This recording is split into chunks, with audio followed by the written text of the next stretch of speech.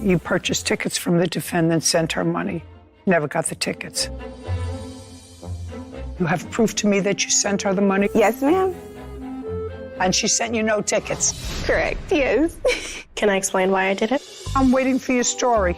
Make it one that this face is going to believe and understand. This is Judy Justice.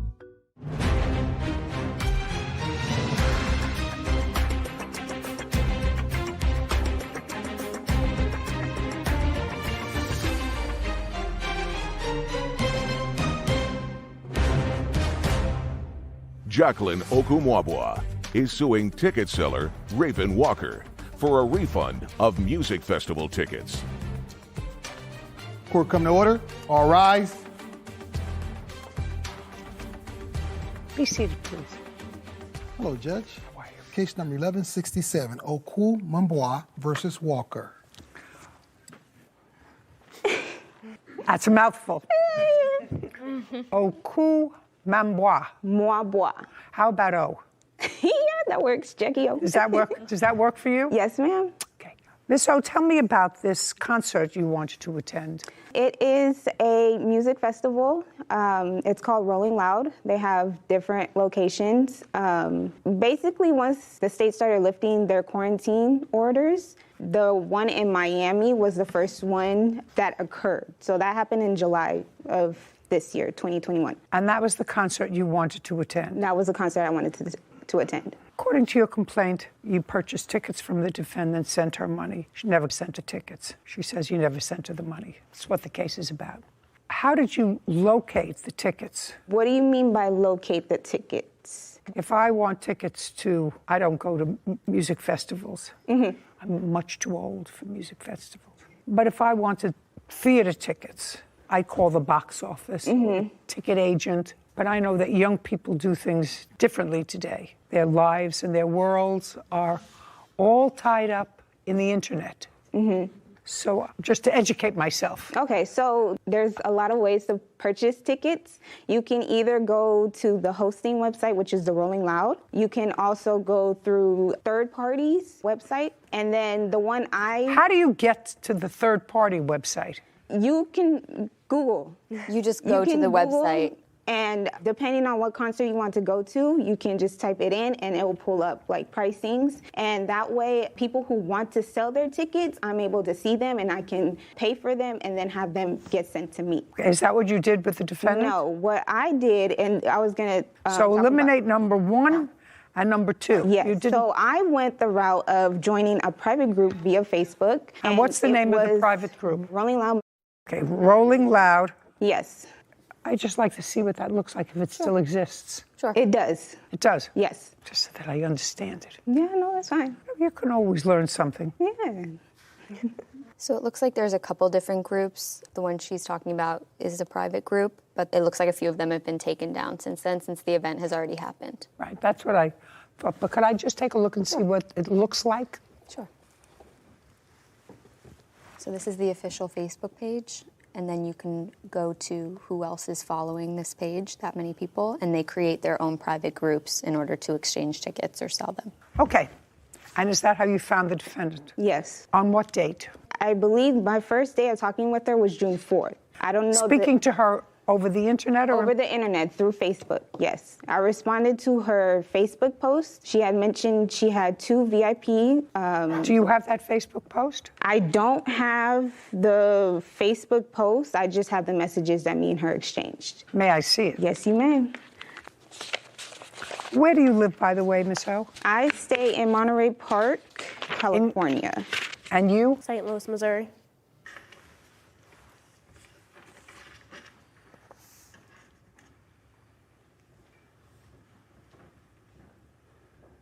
What was wrong with your car, Miss Walker? I was having transmission issues, or what I thought at the time was transmission issues. How did that manifest itself? Just, it wasn't running properly. How do you think I knew you were having car trouble? Because it was in the messages. No, your messages are deleted. Okay. Hers aren't. You can't delete her messages, but you deleted yours. Yes, ma'am. So how do you think I know you had car trouble? I'm not quite sure. It might have been something that I wrote in the Rolling Loud chat that I was having car troubles, and that's why I was trying to sell the tickets. Oh. But I'm not 100% sure. I'm only looking at the text messages. Hers that you didn't delete, but yours that you did delete. I want you to dwell on that for a moment before you give me the next couple of answers. How did I know that you were having car trouble when you purposely deleted all your messages to her? I don't know. I understand that you don't know. I want you to think about how I knew you had car trouble with your car when you don't say it in here. Think about that. Okay. I hope it makes you uncomfortable for the next couple of minutes.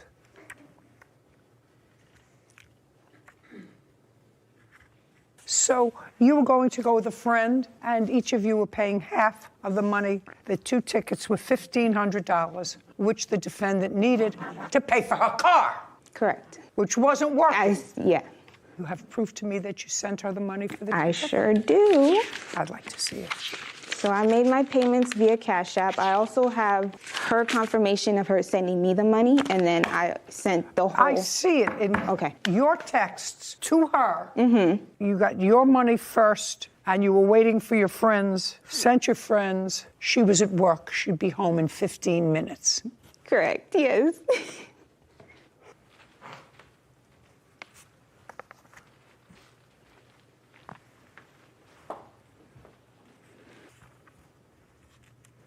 Okay, now I'm waiting for your story. Make it a good one, Miss Walker. Make it one that this face that knew you were having car trouble is going to believe and understand. I met her through the Facebook group, like she mentioned. We messaged for probably about a week, I will say, just back and forth. We talked about her sending me the money. I am aware that her friend was going to send me the other half. We talked about the address that I was supposed to send the tickets to, all this other stuff. She never sent me the money, and that's why nothing came of it. Explain to me why you deleted your texts. Because she was someone that I wasn't talking to anymore. There was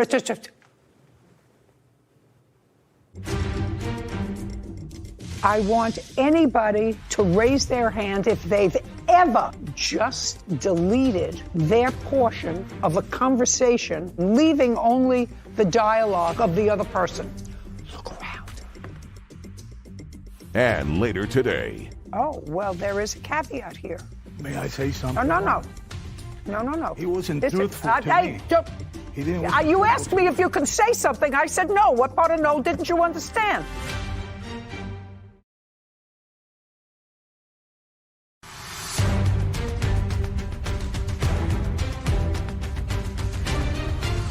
Jacqueline Okumwabwa claims ticket seller Raven Walker is responsible for the cost of music festival tickets she never received. What I want to know is, say to myself, self, why would I go through the trouble of just deleting my answers to somebody's texts? Why would I do that? We're going to do a survey here, Miss Walker. Okay. We have a gallery. We have 4 people here. I know this person intimately. I know that she uses her machine to communicate with the majority of the world. I don't know about Whitney that much. She's a tad older, but still uses the internet. Kevin, I'm not so sure how often he uses the internet. Feeling he'd rather be puttering around his house, fixing things, but maybe once in a while. And I don't know about the people here, but I see a lot of young people. I want anybody to raise their hand if they've ever just deleted their portion of a conversation that they've had with somebody. Just their portion of the conversation, leaving only the dialogue of the other person. Has anybody ever done that? Look around. Not a soul. Do you know why? Can I explain why I did it? You just told me why you did it. You want to read back to me, Whitney, why she told me she did it? Just not logical, right? We're deleting the whole conversation. Yeah, delete the whole conversation, maybe. So you asked her, explain to me why you deleted your text. She said, because she was someone that I wasn't talking to anymore. That's exactly right. Judgment for the plaintiff in the amount of, you sent $1,500? Yes, I did. $1,500, and she sent you no tickets. She sent me no tickets. We're done. Thank you very much. Court is adjourned. She didn't send me any money, so it sucks that I have to give her something that I didn't receive. Judge Judy, she saw the receipts for herself, so. My transactions for my Cash App, there was nothing ever sent on that day. There was nothing ever sent, period. Unfortunately, you gotta reap what you sow at some point, right? Did you ever buy anything from a private person on the internet? I personally have not. I'll buy them direct from the website, as she was mentioning. I've used those, but never just on Facebook or Craigslist or anything like that. If you buy from a private person, what recourse do you have if you don't get the merchandise that you've agreed to? Honestly, that's why I don't do it. I don't believe there really is one. And I think that someone who wants to get around the system and potentially scam people, that's the easiest way to do it. I remember one case we had years and years ago, Sarah. Somebody advertising had a photo of the most current iPhone with a price. And the plaintiff sent the money for the phone and in return got the photograph of the phone. I've seen many stories like that. That was the case. And she said, well, that's what I was selling. It was a photograph of a phone. I said, this is a cautionary tale to anybody who purchases things from unknown people where you have no recourse. I agree. Case number 1166, Davis versus Paz. Please step forward. Sherman Davis is suing furniture stager Julio Paz for storage fees and the cost of furniture. Mr. Davis, let me see if I can briefly state what I believe your cause of action is. I believe your cause of action is in contract. Now, you own a property. Some 3 years ago, you asked the defendant, who was in the business of staging with furniture properties for the purposes of being either sold or rented, you asked him to stage an 8-room property. And you signed a contract, and the defendant did, in fact, stage a property that you wanted to rent. That's so correct. Far correct? You have to say this is both video and audio, so you can't? Yes. Yes. Good. What? It's a small misunderstanding there in the sense that I sold it to him. I didn't stage it. Do you have a contract? Yeah, he... Right. I'm surprised you don't have a copy of this contract. You're in business. Oh, I have it right here. So you have it on your phone? Yeah. Yeah, it would have been nice if you printed it out so that you had it. That would have been smart, because you're dealing with somebody who is not a millennial, who likes to see things that I can touch, that I can bang. If it's in the phone, I don't have it. In any event, you signed a contract, you staged it, that was 3 years ago. He says within 3 years you had an agreement, and it's in the contract, that you would buy back the furniture for which he paid $10,000. That's correct. From him for $3,500. And he advised you within that 3-year period that he wanted to exercise that part of the contract that says that you would buy back the furniture for $3,500, and you declined to do that. And as an excuse for declining to do that, I'm just telling you what his claim is, you say that he moved the furniture from where you had originally staged it someplace else. And that was your reason for not honoring the contract to buy back the furniture. Do I have that right? Part of it. What part is wrong? That I never refused not to buy the furniture from him. On the contrary, I wanted to buy it. It was a great situation for us to buy it at the price we were buying it, only 30 cents on the dollar. So? Well, when he finally contacted me about the house being back off the market, or that he has sold it, that he would like to exercise the option for me to buy it, I said, sure, give me a couple of days. I'm doing a couple of stagings. We'll come by, check it out. If everything is in good condition, we'll buy it all. If not, we'll buy the pieces that are still, because it's been 3 years. So what happened, he goes, well, that's not what the contract says. That's and I go, in storage? He goes, yeah, everything is in lockers. And I say, in lockers? I say, how you expect me to inspect it if you put it in lockers and all the comforters and everything in boxes? You're going to have to take it out of the locker and put it anywhere that we can inspect it, because I'm not going to buy this lot blind. Well, I have to see what the contract. I have to see what the contract says. Yeah, we have a list of the furniture and the items. Okay. May I see it, please? Yep. No, I want to see the contract. Yes, that's a contract Great. with the list of furniture that he provided. Okay. So let's go back just for a second. You did this contract in 2018. As it turned out, according to what I read in your complaint, your tenant didn't want the furniture. Correct. So you took out the furniture. Yes. And that was in 2018. Yes. What did you do with the furniture, Mr. Davis? So the plan was... I don't want to know what the plan was. I want to know he put the furniture in 8 rooms. You took the furniture out because the tenant said, I don't want that. I have my own furniture, whatever it is. I want to know in 2018, because I read everything. And I pick up nuances. What did you do with the furniture in 2018? My son's girlfriend warned me that I shouldn't interrupt you because you will get angry, and I can't believe I'm doing it. She put it on my notes. Do not interrupt her. I apologize. Do not interrupt.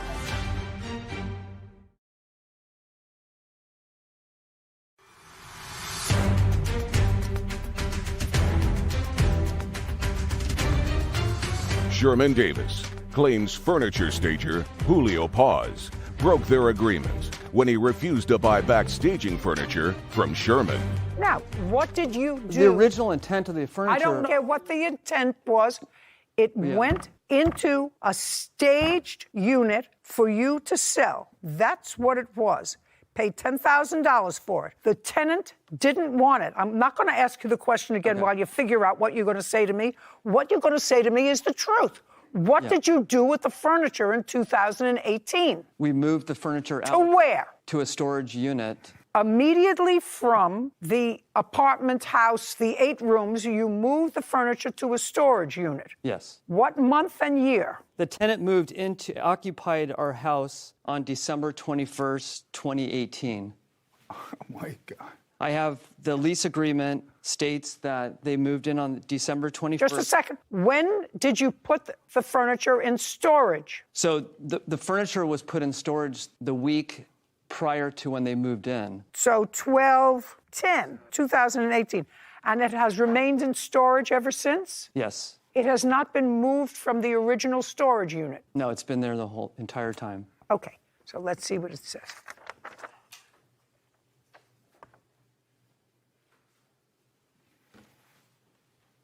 Oh, well, there is a caveat here. May I say something? No. He wasn't truthful to me.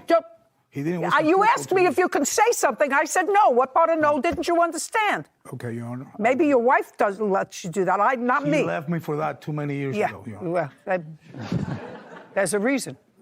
I got an ADD, so it's hard for me to listen. Sorry. Is the furniture still in storage? Yes. Then how do you expect him to satisfy a condition of this agreement, Mr. Davis? This was a simple contract agreement. I was absolutely prepared to rule in your favor. Furniture should be in good, reasonable condition. How do you expect him to view furniture that has been packed in storage to see if it's in good and reasonable condition? The furniture's there for him to come out to Oh, inspect no. it. That's not on him.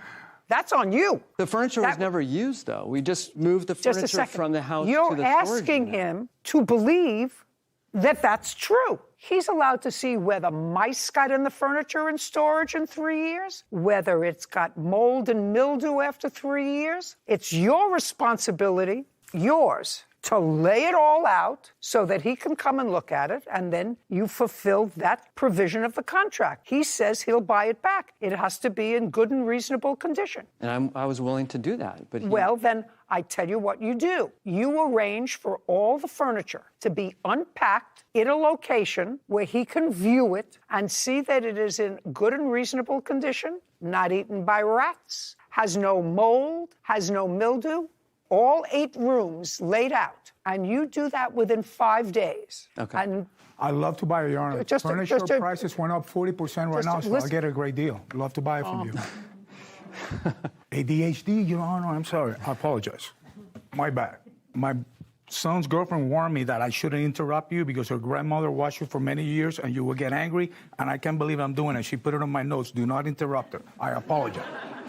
Well, she should have added, do not interrupt her, especially when it appears to be you're winning. Me.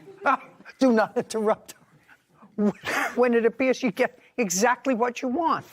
So, these are the ground rules. If you want him to buy back the furniture within 5 days from today, you arrange for the furniture to come out of storage. You give him 48 hours notice where the furniture will be totally laid out. You may have to rent a stage somewhere for a day. That's going to cost you money. But he doesn't have to buy a pig in a poke. And there's a condition precedent in your contract that the furniture has to be in good condition. Now, as far as I'm concerned, once your tenant didn't want the furniture, instead of putting it in storage, you're going to make the money up from the tenant anyway. You say to him then, in December, listen, before I put it in storage, you say you'd buy it back for $3,500. I'm prepared to eat the loss because I'm going to make it up in rent over the next 12 months. Instead, you put it in storage. He's not responsible for your storage. So within 5 days from today, on 48 hours' notice, you're going to lay out all the furniture. If you don't do that, you don't get your money. Then it's your furniture. Do you understand? Yes, but what about the Perfect. storage fees? He's not responsible for your storage fees. That's my ruling. I'm abiding by the terms of the written contract that you signed with him. Do you understand? Okay. Perfect. That's the ruling. You'll get a copy of it. Goodbye. Who was it? Your sister told you to be quiet? I'm sorry? Your sister! No, it's my son's daughter. I don't care. girlfriend that I withdraw that question. I don't care. Court is adjourned. When he actually contacted me recently, all he told me was the house was sold. Now when I exercise my option for you to buy it. Well, it's a little frustrating because I did reach out to him. And he actually blamed me that the reason it was in storage was because I didn't get back to him quick, which was not true either. About a year later, and he declined to come and pick up the furniture. If I get the furniture, it will be a good thing for me because the furniture prices are super high because of the problem with the shipping overseas. I mean, it's very dated furniture. It's furniture that's really undesirable. I would love for him to actually call me, and I'll definitely would buy it. I need it. Yeah, I'll follow. I'll pursue what the judge said. So. It makes my work so easy when there's a contract. And it's interesting. When I read that, the complaint and answer, you read it, it looked pretty straightforward. Yeah, it did. I thought he really refused to abide by a portion of the contract, but it was really the plaintiff that did not satisfy the condition precedent to him buying back the furniture. Which was to be able to look at it. Yeah. It's not his obligation to display it. It's the plaintiff's obligation to let him see whether after 3 years, I don't know whether I would rely on what happens to furniture. Yeah, you never know. You don't. So anyway, I think it made the resolution of it so easy. People should pay attention. Do a contract. Read it. Abide by it. Right. Makes your life and courts much easier. Yeah. Want justice? Go to judyjustice.tv.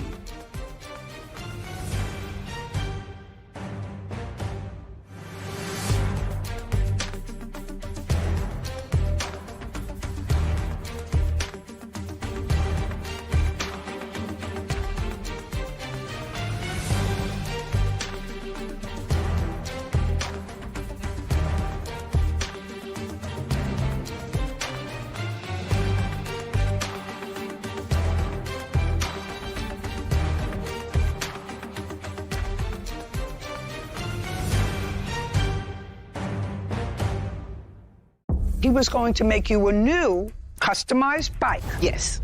There was a gas leak from the bike. Yes, ma'am. I said, oh, that's an easy fix. Don't worry about it. He agreed to come out and fix the bike. They never came. Oh. So when the bike is fixed, that's when you'll get your check. This is Judy Justice.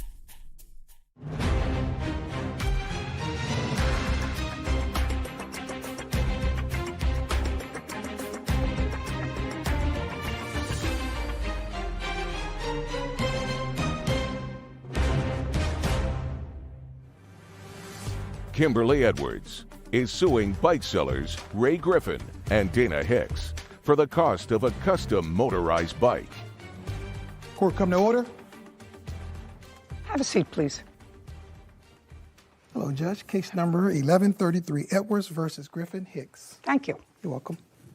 Miss Edwards, you purchased a second-hand, customized motorbike from the defendants. Yes, ma'am. You purchased it understanding that it was used, that it had been used either by one of the defendants or their children. No, ma'am. When you bought a used one, what was your understanding? Who had it been used by? Well, what I was told was that the bike was made for her, but that she didn't get a chance to ride it. So she phrased it to me as though the bike had never been used. It was just an extra bike that her husband, Ray, had created. Okay, let's get back to, where did you meet them?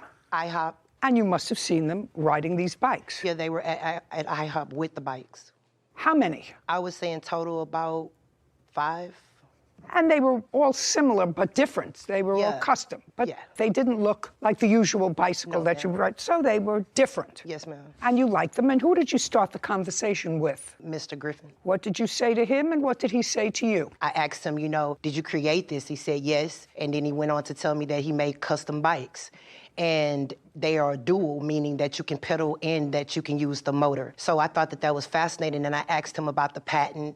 I went in to ask him about, what all it entails, the parts. And so I told him I wanted one for my baby's birthday that was coming up. How old is your child? She's 15. So you said, I'd like to buy one from you. Did he tell you how much it was? He told me that it was $450 initially, and I went with that price. I'm like, okay, good, Okay, so he said it was $450. Yes, ma'am. And then what happened? Then I asked him whether I could speak to his wife about setting up to buy the bike. After that, that was the last conversation that I had with Mr. Griffin. I only spoke to the wife after that. Okay. He was going to make you a new customized bike for $450. He just said custom bike. He never said that it was used. She never implied that it was used until we got into the text message conversation. Okay, well then let me see the first text message that you had. The first text message that I had, they didn't initially print it out, but this is the conversation. So this is her contacting me to see if I was still interested in the bike. Okay, hold on 1 second. Okay, I don't understand this message. What's next? This is the warranty that we spoke of. Oh, I don't want to hear the warranty. Okay, you want the text messages. I'm back in $450 for a new customized bike. Yes, ma'am. It's in my phone. So get it from your phone, unless we can agree on it.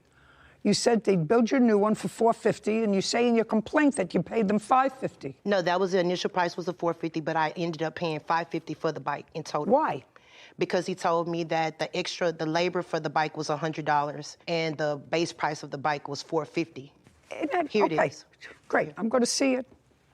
So you reached a price of $550. Yes, ma'am. For this bike. Yes, ma'am.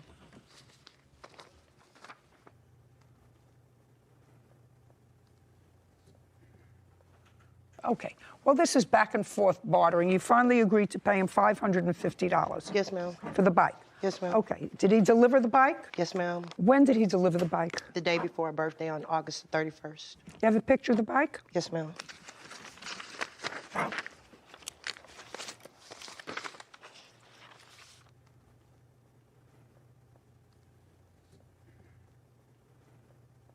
Okay, and you accepted the bike in your home? I accepted it outside, and then I pulled it into the garage.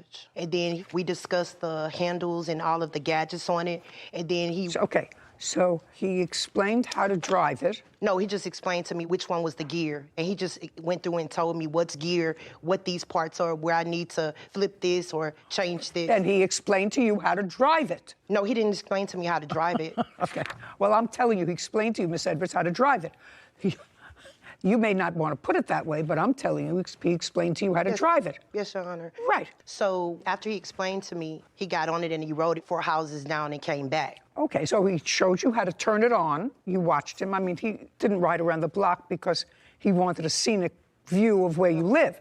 He rode around with the bike so that you saw that it worked. Yes, ma'am. And he showed you the different gears, and you watched him how he started it. No, I didn't. Well, then you should have watched him how he started it. Yes, ma'am. And he drove it around so that you could see that it rode around the block. And then what happened? So when he came back from riding it and we discussed with Dana on the open line, a 3-way call, Dana was initially supposed to show my daughter how to ride it. That was her offer. It wasn't something I asked for. So when he heard that, he was like, well, I have to go to work now, but I'll come back the next day and I'll show her. Okay, great. So he said, I'll come back the next day and show your daughter how to ride it. And that would have been September 1st. Yes, ma'am. How did it get into the garage? I pulled it. And then you put the stick down so it wouldn't fall over? Yeah, he initially told me about the stick because it was so loose, the bike couldn't stand straight up, and he told me that when he came back to show her how to ride that he would tighten it. And so from that point, I just leaned it up against the wall because I knew it wouldn't stand on the leg that it was on because it was loose.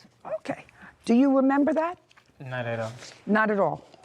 I have to tell you, you have to be careful, Mr. Griffith, because there are certain things that are important and certain things that aren't important. Right. Certain little details, because if somebody tells me something that is a minute detail, but doesn't really have bearing on the case, like the stick that holds the bike was loose and you said you would fix it, that's not something that somebody would make up because it really doesn't have anything to do with the case. So if you're going to say no to everything before you actually think about it, I'm not going to believe a lot of what you say. Do you understand? I understand. Great. So understanding that there's a certain veracity in that little detail, which really isn't important, you want to think again whether you said to her, I'll fix that when I come back and show your daughter how to ride the bike? I actually told her I was coming back, but throughout the week, I have told her. No, you told her you were coming back to show her daughter how to ride the bike. Did you tell her you would tighten the stick that allowed... Nothing's wrong with the bike.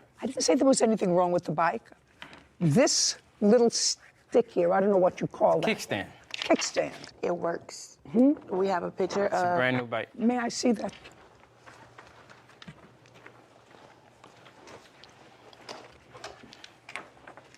That's the bike, the actual bike in her garage, using the kickstand that she said isn't working. You took this picture on September 1st. No, she did. That's a screenshot. That she took. She took it and she sent it to me. And what she's saying to you in this screenshot is that there's a problem with oil? Yes. So she's showing you the bike that's not leaning against anything. Correct. It's leaning on the kickstand. Now Correct. I know what it's called. Oh. Mm-hmm. Oh, that's a horse of a different color. Mm-hmm. Early on this process, Kimberly shared that she was interested in having a relationship with me. And so early on this... You're not paying attention, and I would pay attention instead of looking. Instead of looking.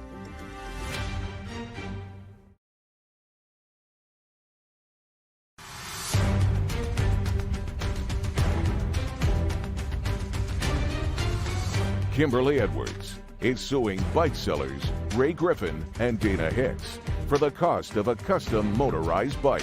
Miss Edwards, you want to take a look at this? Yes, ma'am. Mm-hmm.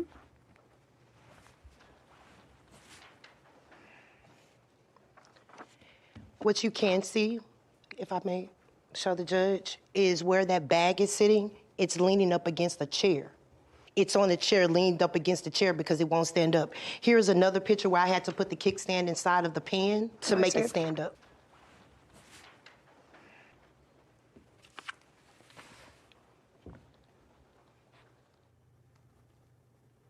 So what you're saying is that the bicycle is actually leaning up against this heavy bag, and it doesn't have its weight on the kickstand. Yes, it doesn't. Okay. And when you sent it to her on September 1st, you sent it to the defendants, showing them that there was an oil or gas leak from the bike. Yes, ma'am. Okay. And what you told her then was, I made it in April. I don't know, my wife didn't like it. Nobody ever used it. I actually talked to her in regards to the bike. Well, he says that it was never ridden. It wasn't by me.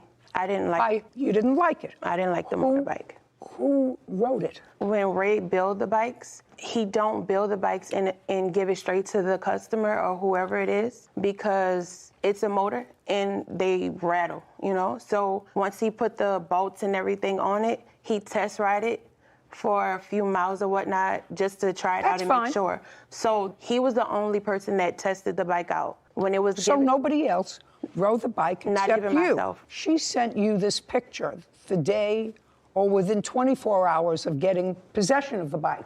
Which, before the picture, she called me. She said, Ray told me to lift up, because when you finish riding the bike, there's an off switch, which stops the gas from flowing down, right? It's an easy little off and on. So she said, I don't know what Ray told me. And I was messing with it, and now it's leaking. I said, oh, that's an easy fix. Don't worry about it. And so I said, let me call Ray on three-way so that he could just tell you how to fix it. So we went about, and I asked her to send me the picture so I can see exactly where the bike was leaking. So that's basically what happened. She sent the picture, then we tried video calling her. Her video kept cutting off. So that's when I told her, I said, it's an easy fix. We'll be out between Friday and Sunday. And then? After that conversation, me and her talked. And so early on this... You're not paying attention, and I would pay attention instead of looking. I apologize. Early on this process, Kimberly shared that she was interested in having a relationship with me. So, like, through all this process... Listen to me. I don't care about Understood, that. but just listen to me. Then stop talking. I don't care about that. Right. Do you agree that you just told me that this leaking gas or oil is an easy fix? Yes. Is that what you said? Yes. And is there any reason that you do not believe her when she says that since you dropped the bike off on September 1st or August 31st, I don't care what date it was, that nobody has ridden it? I believe she rode it or tried to ride it. Either she did or her daughter. Because when Ray left, he cut the gas off. Just a second. Did either you or your daughter ride the bike? No. Very, very easy. Can I see this warranty that you're talking about?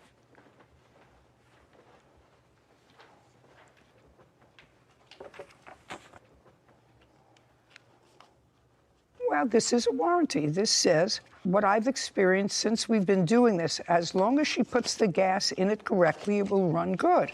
In the future, if any parts need to be fixed, just let me know, and I'll work on it. Well, something needs to be fixed. And I did. Just a second. I'll work something out with you, not work on it. Well, let me see the rest of it. That's her text. It stops in I'll work. Oh, okay.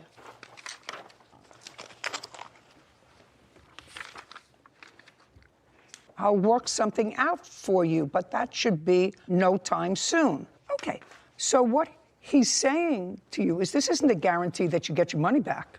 This says, in the future, if any parts need to be fixed, just let me know and I'll work something out for you. That's not a warranty. I was never saying it was a warranty for fixing whatever would be wrong, but I didn't expect anything to be wrong the day of. Well, so I don't know what you expected, madam. I expected just to get a bike that was working properly. Well, it was working properly because, according to you, he rode it up and down the block. He has to go out and fix it, and you have to tell him when you want him to come out and fix it. So that was his warranty. You're not getting your money back. No, I wanted to show you what they said to me. Just a minute. If it's something different from what this is, okay. You want to show me something else? Also. Otherwise, just show me. She said that I told her that my daughter's birthday was September the 2nd. This is me telling her in text messages my baby's birthday was September the 1st. I don't care. It's not important. But it's just the aspect that she lies. I don't care. September 1st to September 2nd is not important to me or this case. Yes, ma'am. I'm sorry.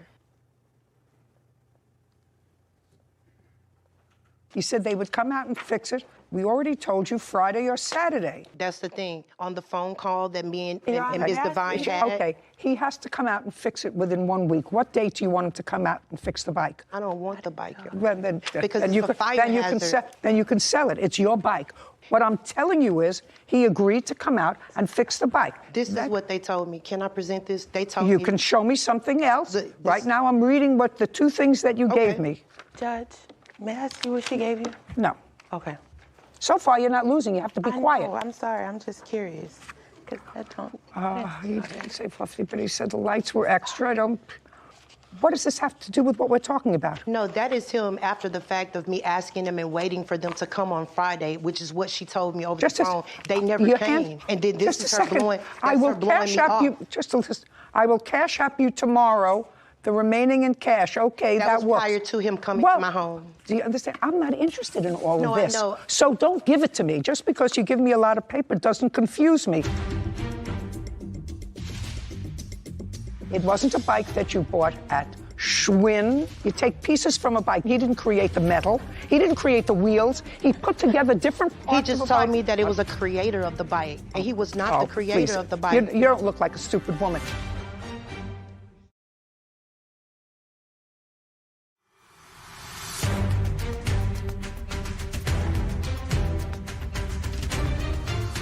Kimberly Edwards has accused bike sellers Ray Griffin and Dana Hicks of refusing to refund the cost of a custom motorized bike.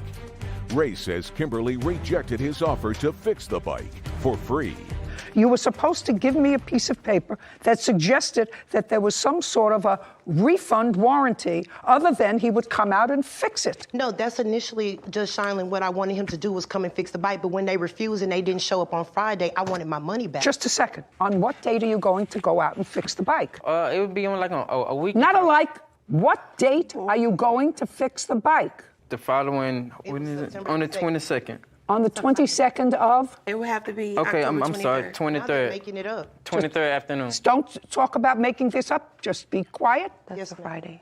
Listen to me. From what jurisdiction do you come? Harris County, Where is that? Houston, Texas. And as part of your appearance here, you get an appearance fee. Correct. Have you received that yet? No, ma'am. You're not going to until the bike is fixed. Do you understand? Understood. So when the bike is fixed, that's when you'll get your check. Do we understand each other? Understood. Give me the date that you will be there to fix the bike. October 23rd. What time? Do you not want him to come and fix the bike? That's going to make my life easier. That's been an issue. I wasn't going to disagree. I was just going to say my daughter's in athletics, so the time frame would have to be before she gets out so that I won't run into going to get her and them trying to So fix just the bike. just a second. Tell me what time is no good for you. After 3. Okay, you have to be there before 3 o'clock. So I would say pick a day when you can be there at noon. So let's try Sunday, October 24th. It can't be a Sunday. We work. Just a second. What days of the week do you work? I work Monday through Sunday. Doing what? problem that I ran into. Off on Saturdays, but You're off on Saturday. Right, as of right now, I work for a repossession agency. What I'm telling you is pick a day We did- before 12 do you o'clock. understand we picked You 2 keep going- days? We No, did. no, Keep no. changing it. No. She said she has to pick her daughter up from school That's- after 3 o'clock. So you have to come that's before a 3 o'clock. Saturday. What's a Saturday? The day we 23rd. gave you was a Saturday. Uh-huh. Great. I'm going to give you a date. I want to let you know, my daughter has away games. That's why I'm saying that they can't fix it after 3 or in between that time on a Saturday because she's away. So I'm away with her. It has to be Monday through Friday before 12, before Well, 3. that's unreasonable if you want the bike fixed. Get somebody else there at the house to stay at your house and watch the bike. That was the whole problem initially, Judge Well, Silence, because he didn't want to come. He didn't want to come that particular time. He kept putting it off. We never put it off. Let me explain You put it something. off. Let me explain something to you. Yes, Judge. That's the date, the 23rd at 12 o'clock. If you want the 23rd, it can be at 3 o'clock. What's your pleasure? That's fine. What? The 23rd. At what time? Before 3 is 12. 12 noon on October 23rd. Yes. You're going to be there and fix the bike. I will be there. Very good. And if the bike still doesn't work, because Key and I suggest you have your daughter there to drive it around, free to come back. Put your hand down. Do you understand? You bought a bike that was put together. It wasn't a bike that you bought at Schwinn. He misled me into thinking that he was the creator of the bike, and he was not the creator Please. of the bike. You don't look like a stupid woman. You take pieces from a bike. He didn't create the metal. He didn't create the wheels. He put together different parts of a just told bike. me that it was a custom That's my decision. If you don't like it, I'm sorry. You don't have a warranty from them for this bike other than he said he would come out and fix it, which is what I've arranged for him to do on the 23rd of October. They say it's an easy fix. Somebody played around with it. Maybe they did, and maybe they didn't. He said it's an easy fix, so he's coming out to fix it. We're finished. Thank you. Thank you. Court is adjourned. I'm going to give him a chance to fix the bike, and we'll go from there, but I respect her decision. I definitely think something happened because when we delivered the bike, Ray cut the gas off. So for it to leak after the fact is something that she had to do. It was so disappointing, the aspect that I did it the day before I prepared, I paid, and then to get a damaged bike. So for everybody out there, don't buy so-called created custom bikes. But regardless to whether she tampered with it or not, I still agreed to coming out and helping her. That's all that mattered. I just think that's his character of trying to escape the aspect that he had to fix it. I sell these things, so it's behind my name. And now the fact that he has to fix it, this is where I wanted it to be. So I respect it. It's just only fair. Like, okay, that's fine. Even though you created the problem, we can help you fix it. It's not that serious. My mom has an electric bike like that that's a dual purpose. You can ride it like a regular bike or motorized. So I know she has that, but this bike seemed a bit more makeshift with all these parts. I'm just curious how it all fits together. I saw the photo and I still don't really understand how that all works. That's why they say that they custom make it. They probably take pieces from Different kinds pieces of bikes. discarded bikes and sort of cobble them together. Good for maybe an art piece for me. I don't know if I would ride something like that. Clearly, they wrote it. They wrote it to IHOP. Yeah. That's where she saw it. In any event, the plaintiff clearly knew that this was cobbled together.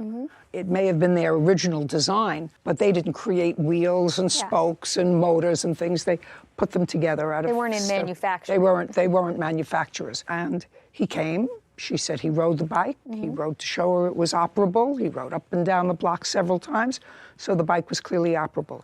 I really don't know what happened after he left. I can hardly imagine that the daughter didn't see that bike and didn't say, gee, I'd love to take it for a spin myself. She put it in the garage. That's sort of outside the realm of possibility for a 15-year-old, that she didn't try it. Anyway, he's got to fix it, and he said he would, and I believe that he will. Want justice? Go to judyjustice.tv.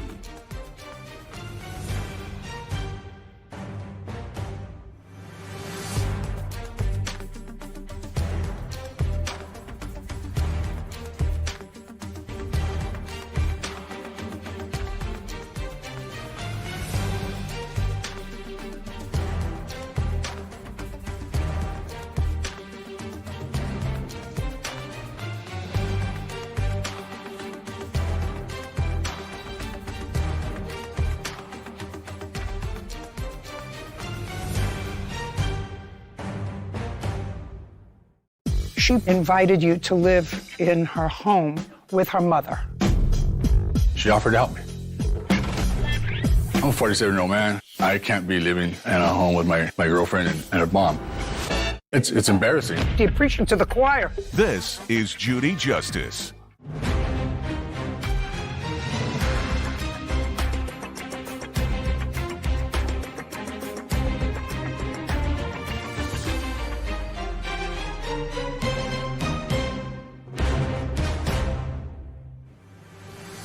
Gina Salazar is suing her ex-boyfriend, Vincent Salgado, for unpaid loans and car damages. Court come to order. Have a seat, please. Hello, Judge. How are you? Case number 1130, Salazar versus Salgado. Thank you. You're welcome. Ms. Salazar, the defendant is a former boyfriend of yours. Correct. Claim he owes you some money. Yes. One for a loan and one for damaging your car. Correct. Who do you live with, Ms. Salazar? My mother. In her house? Correct, yes. How old are you? 37. Do you work? Yes. What kind of work do you do? I do medical billing. Does your mom work? Yes. So it's just the two of you living together? Yes. And Mr. Salgado, how old are you, sir? I'm 47. What kind of work do you do? I'm in construction. Do you work for yourself or with a company? Oh, with the company. How long have you been working for them? A little over 2 months. How much do you earn? 22 an hour. And who do you live with? Currently in a men's home right now. So this is the story. You and Mr. Salgado, according to you, had sort of a relationship, and then Mr. Salgado went to prison for a period of time. Yes. And it's clear from seeing you, Mr. Salgado, that the information that you put in your answer appears to me, who has a relatively seasoned nose, that it's accurate. That you say when you got out of prison, you had sort of gotten your act together. Yeah. You were clean and sober. You've been clean and sober for how long? Almost 2 years. Feel better? Yes. You look fine. Anyway, you got out of prison, and according to what I read, Miss Salazar invited you to live in her home with her mother. Sorry. Is that what happened? No. Did you live in her home with her mother? I did. From when to when? It was briefly. Well, let's start with this. Okay. When were you released from custody? Like almost 2 years ago. Is it when you were released from custody that you went into a facility, a rehab facility? No, I had just recently moved into that facility voluntarily. It was voluntary. No, I meant a voluntary facility. Yeah, I had no place to stay, so. When were you in a facility? What month and year? From the beginning of September till now. You were released from prison 2 years ago. Yeah. Where did you go to live? At the time, my current girlfriend.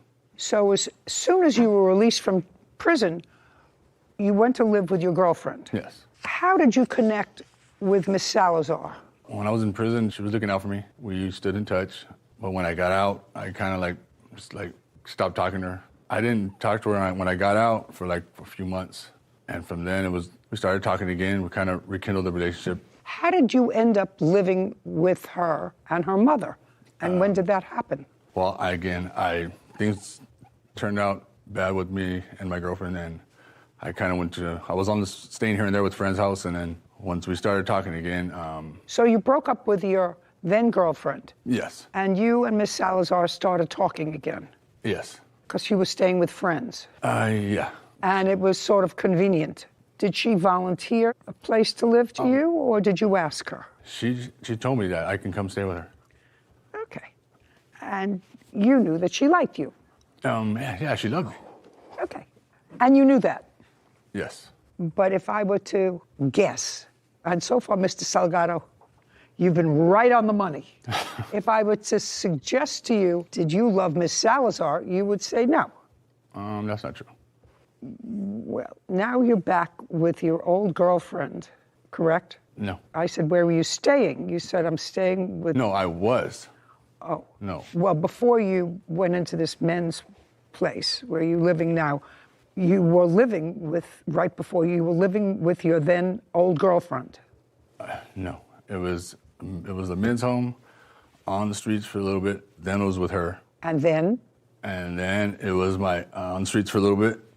Then with my girlfriend at that time, and before that it was a jail cell. Well, your girlfriend of that time. At that time, yeah. Okay.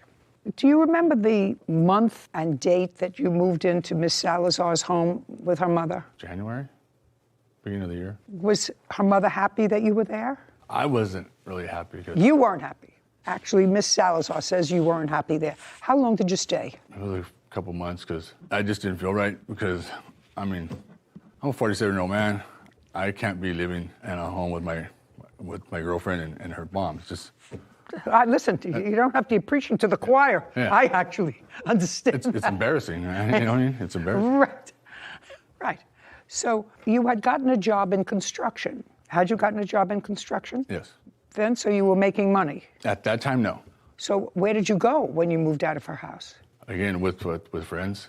I was trying to stay positive, and I was trying to continue to do good because I wasn't trying to go back to what I used to do. Did there come a time when Miss Salazar, this is her case, and I'm not sure about all of it, but did there come a time when Miss Salazar bought you some tools? Yes. Do you remember when that was? Right after I moved in with her, she offered to help me. Well, tell me about the conversation, because that's part of this lawsuit, the tools, which I assume you still have. Actually, they were recently stolen out of my truck last week. Oh, that's too bad. But you did have them. I did have them. And you did use them. It's your job. Yes. That you said you've had for at least the last couple of months. Yes. Tell me about the conversation with the tools. At the time, I was looking for work. In the construction trade, you need your own tools. And so she had... So you had to have told her that. That's something that somebody who's involved in medical billing doesn't know, that you need your own tools if you're going to work construction. So you must have said, I would like to work in construction, but I need my tools. I don't have the money for it. Yeah. And something like that. Yeah. That's interesting, because you're a 47-year-old man who said he couldn't be living with a girl and her mother in her house like a teenager. And here, somebody is giving you money, and a 47-year-old man who wants to be considered a grown-up would say, I'm going to pay you back.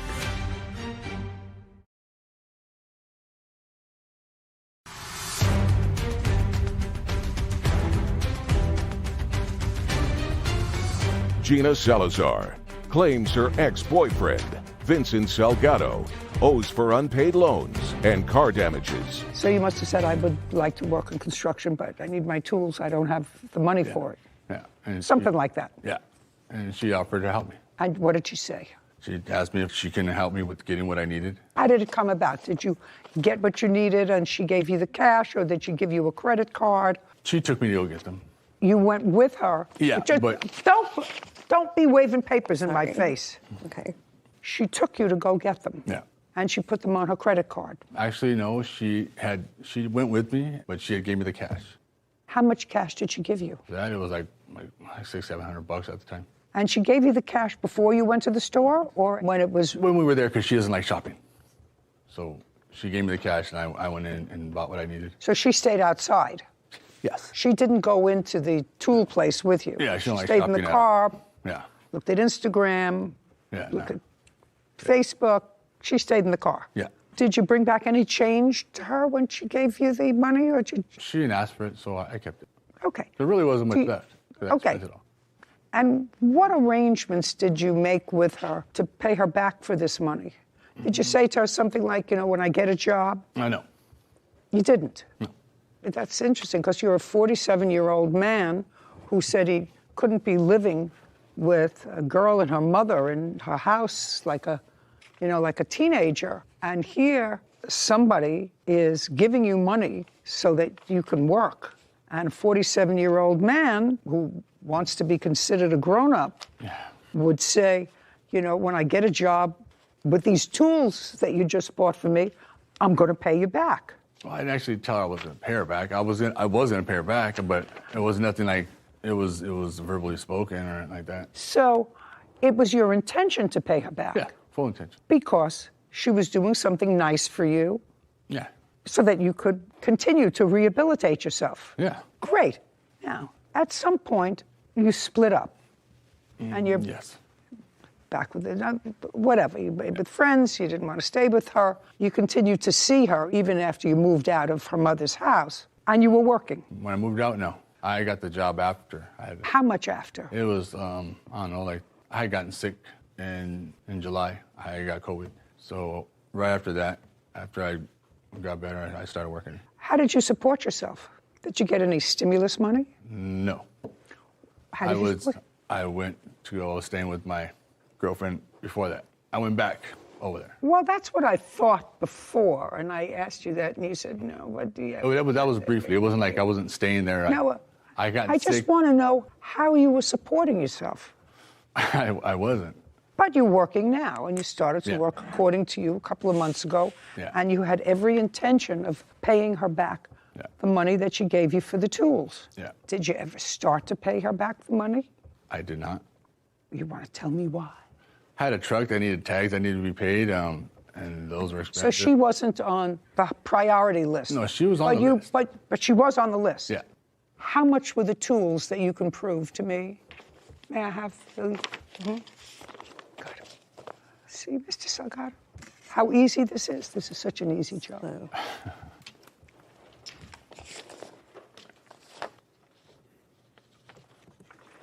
I don't know what you're giving me. I asked you how much the tools were. If what you're saying to me, Miss Salazar, is that what Mr. Salgado told me was not truthful, and what you're going to tell me is truthful about the tools, I'm going to tell you now that he has totally fessed up to the fact that he owes you for the tools. He says you gave him cash, stayed in the car, and he went in and purchased the tools. He kept the change. You gave me a whole bunch of stuff here. Nothing there has to do with tools. Nothing. Kevin is going to return that to you. Okay. All I want to see is anything for the tools. If, in fact, you gave him cash, listen to me, so then show me the receipt for the tools. No, I have the Zelle transfers that I sent him. I never gave him cash. I sent him through my bank to his bank. I sent him money. I never went with him shopping. Okay. I want to see the tools, Miss Salazar. Tools. The cash for, that's $134. No, $400. $400. Yes. He says you gave him $600 or $700. Yeah. So why don't you say that's about right? So what you should say to me is, that's about right. I gave him. No, not all at once. He asked for it different times. He never asked for a lump sum. I gave him money in April, throughout April, because he started work in April. He started a new job in May, and then he started a new job in July with different companies.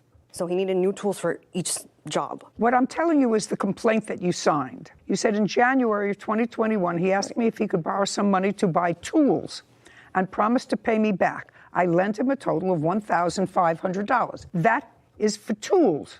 From January to July? No, that is for tools. I'm not talking about loans or the monies that you gave him. I'm only talking about tools. Tools and work-related stuff. No, not work-related Well, yeah, stuff. it's work gear. Tools. To buy tools. Okay. You have two parts of your claim. Loan to buy tools and damage that you alleged to your car. Yes. He says, I'm just telling you what he says. Mr. Salgado says that you gave him between $600 and $700 for tools. And if I were you, I would say that he intended to return to you, that you were on the list. If I were you, I would say, that's right. Because your bill for tools is $400. No.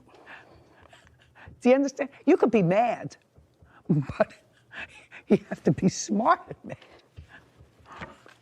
There's more than 400 here. What I'm telling you is tools. Yes. Not other money that you gave him for anything else. This is the tools. Just tools. He says, I never drove her car into a pole. I'd never caused any damage. So I want to see anywhere in those 3 months when you say to him, hey, I want to get my car fixed.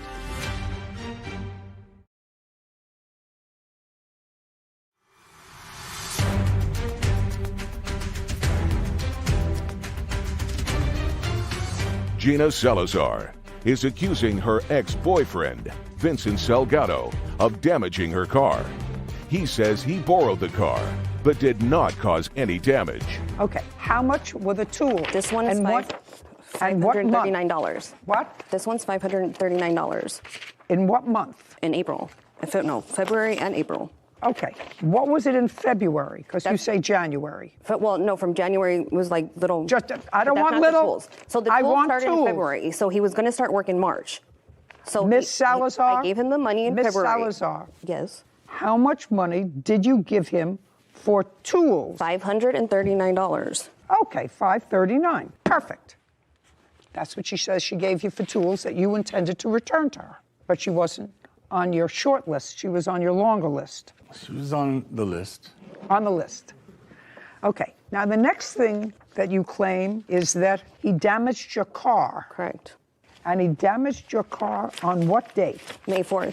Now, in May, you were no longer together. No, we were. Were you living together? He wasn't living with me, though.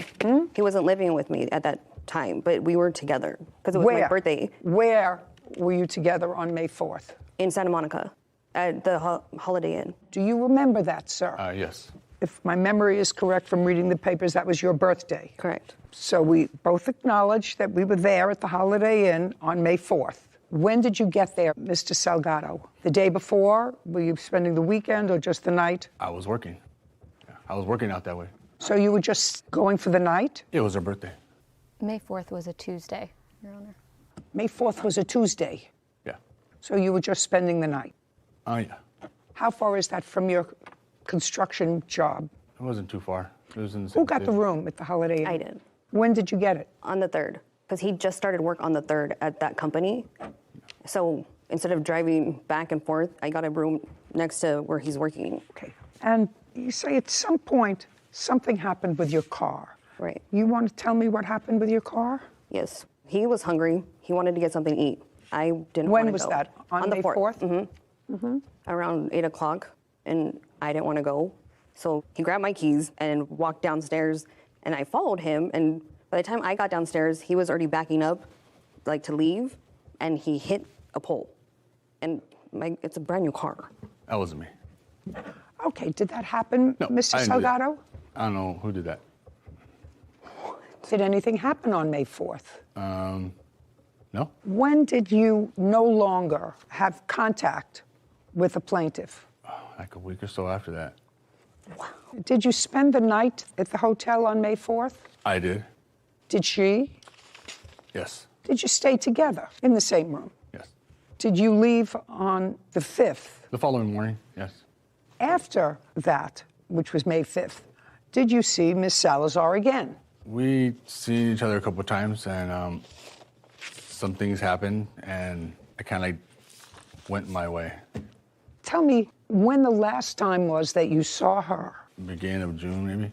So the whole month of May, you were in fact in touch.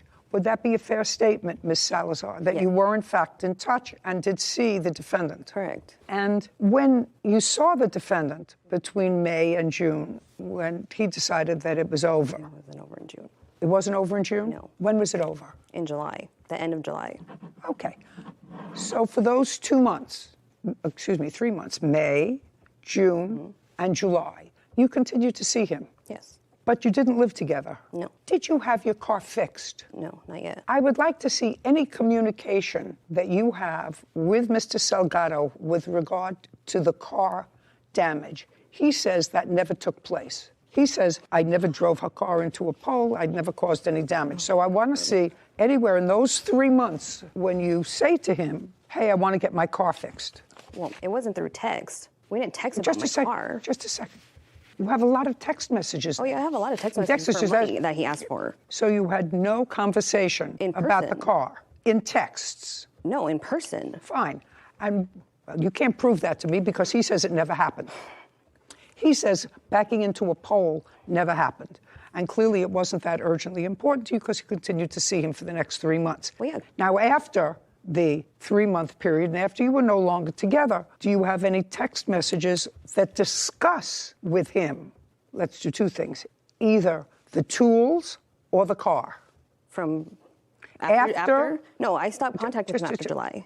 So it would be fair that you have no communication with him with regard to the car? In person only. Okay. Did you drive her car into a pole? No.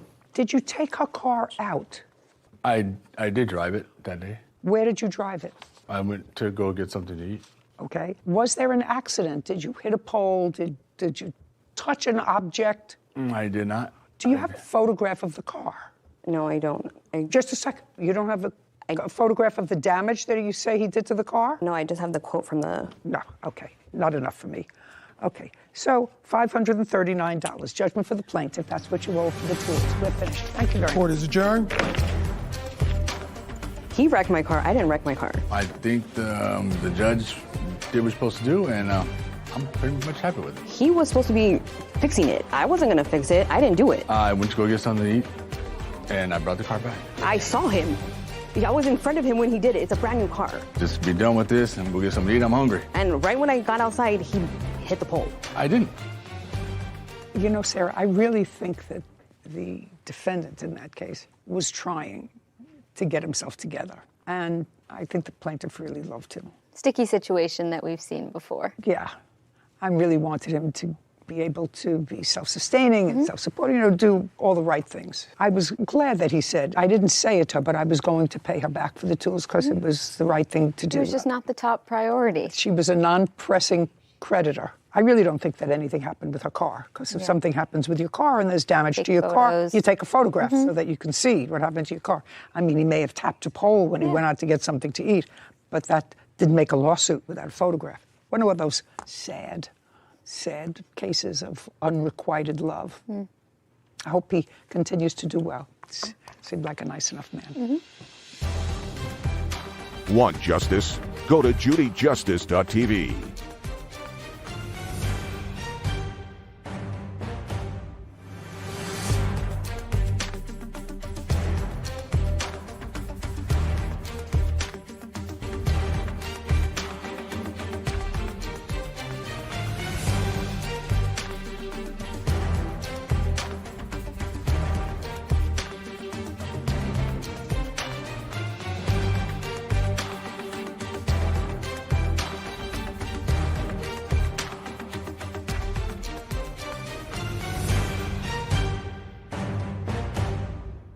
Rodriguez is suing his former tenant, Samuel Gastelum, for an assault. Court come to order. All rise. Have a seat, everyone. Hello, Judge. Case number 2035, Rodriguez versus Gastelum. Thank you. Mr. Rodriguez. Yes. What kind of a premises do you live in, sir? It's a 4-bedroom house. And I see here that you rent out some of the rooms in order to assist with your mortgage. That's correct. How many rooms do you rent out? 3. And who lives in the other? Right now it's Kathleen Meister, and then I have 2 other roommates. And you use 1 room? Correct. When did you rent a room to the defendant? It was January 22. And what was the rent that you were charging him? $750 a month. When he came to you, did he have a dog? No. When did you move in? About late January. Give me a day. 22nd. And you moved in alone? Yes, ma'am. Paid your rent on time? Yes, ma'am. February, paid your rent on time? Yes, ma'am. Lived there alone? Yes, ma'am. What about March? Did I live there alone in March also? Yes, ma'am. When did you get a dog? I've had my dog No, when did you get a dog that you brought into the house? April 22nd, 23rd. So several months after you moved in. Is not an answer. Yes, ma'am. And before you moved the dog in, did you have a discussion with the plaintiff? Yes, ma'am. Just prior to moving in with the dog. And what was the discussion that you had with the plaintiff? That if it was okay if I were to bring my dog that I had in Alaska, since I had him since he was about 6-7 weeks. And where had he been in the last 2 months? He was still in Alaska, staying with close friends, and I flew to Seattle, shipped my truck and all my belongings to Seattle, and drove here.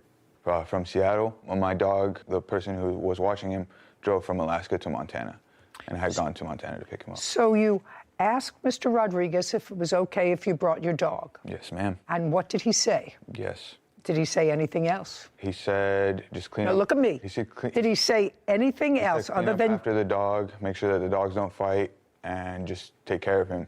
Okay. Nothing about him staying out of the house. He said he wouldn't prefer him to be around the house, but he would not. It would be okay for him to be in my room. In your room? Mm-hmm. The dog stayed with me in that room a few nights, and he knowingly knew about it. No, I don't want to know what he knew. I want to know what your arrangement was. So your arrangement with him, according to you, I haven't asked him, but according to you, is that you asked him if you could bring your dog. He said okay for the dog to stay outside, but could stay in your room. He said he didn't want him in the living area. My dog could also be in the garage or in your room. And was everything okay in April when you brought the dog? Yeah, everything was What fine. about May? May, I was looking for a new place. I was homeless because I had spent 5 days in jail. Oh, I'm talking about before you went to jail, sir.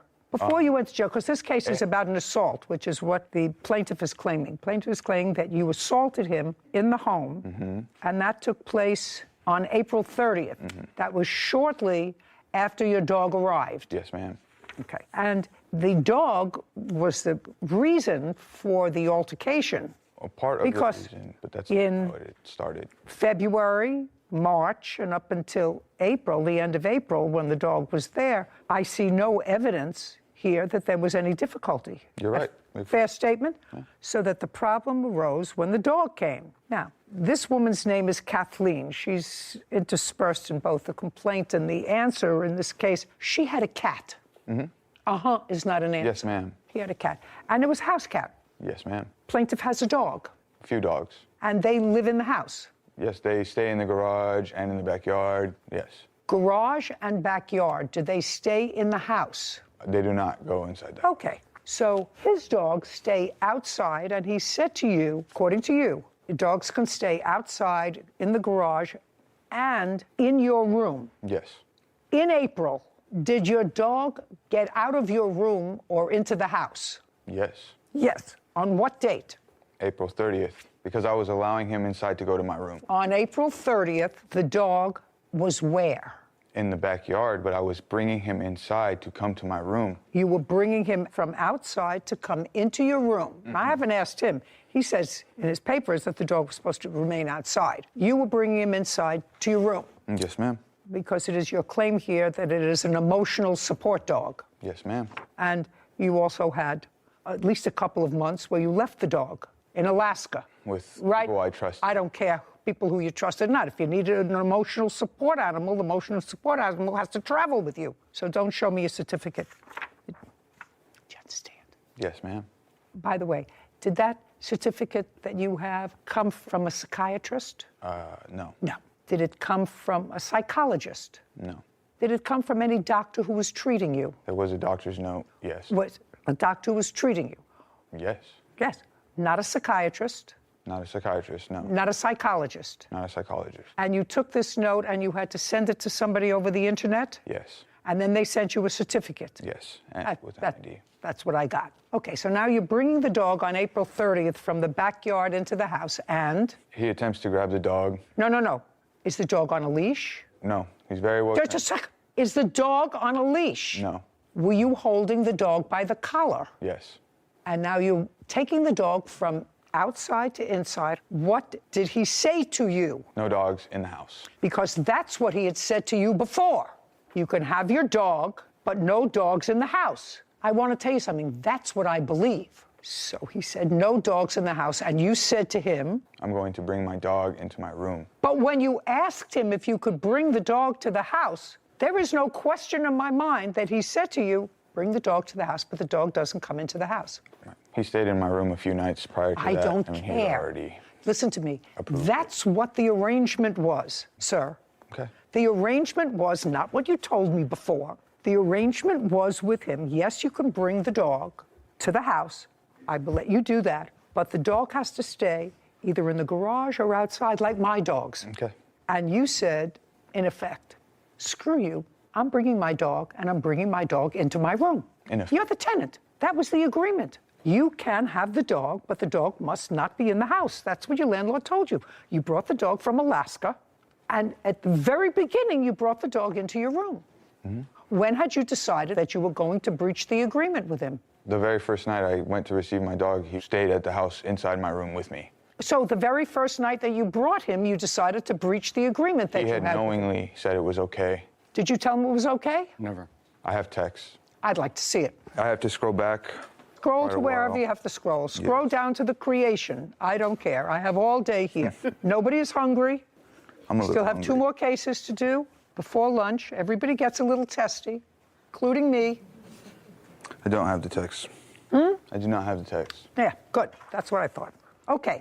It wasn't on the 30th that the dog got loose in the house. It was sometime before that, maybe a day or so before that. On the 30th was a day, sir, that you got locked out of the house. Uh-huh. Yes, It's Your not Honor. an answer. Yes, Your Honor.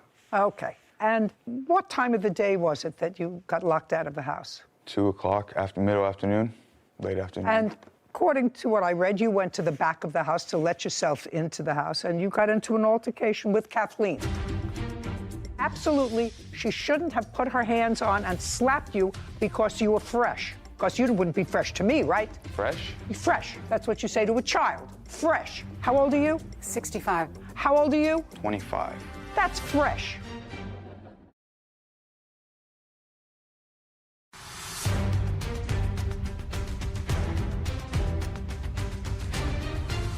Armando Rodriguez claims his former tenant, Samuel Gastelum, is responsible for damages from an assault.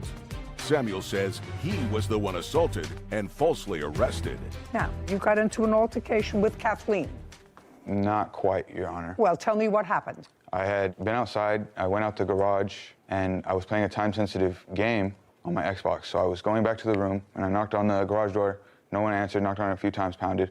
Then I went back around and knocked on the sliding glass door a few times, one of the few times. Finally, Kathleen comes up and answers the door. At that point, I've been out there for about 10 minutes. So I'm upset. I'm like, who locked me out? Who locked the door? She gets completely defensive. She says, it wasn't me, it wasn't me. And I'm like, I'm asking who it was, because Armando and I had discussed. Because you're on a time-sensitive video game. Yes, Your Honor. Yes, Your Honor. So you were on a time-sensitive video game. How old are you?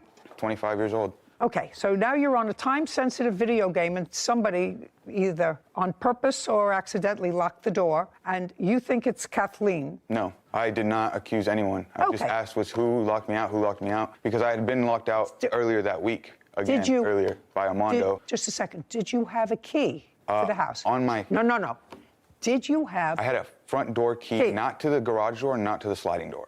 But you had a front door key. Yes, Your Honor, but there's a gate. There's a big fence, and I didn't have a key to the gate that was locked. You couldn't get into the house even with your front door key. Yes, Your Honor. Is that what you're telling me? Yes, Your Honor. Okay. Now, after you had a conversation with her, there was no physicality between the two of you.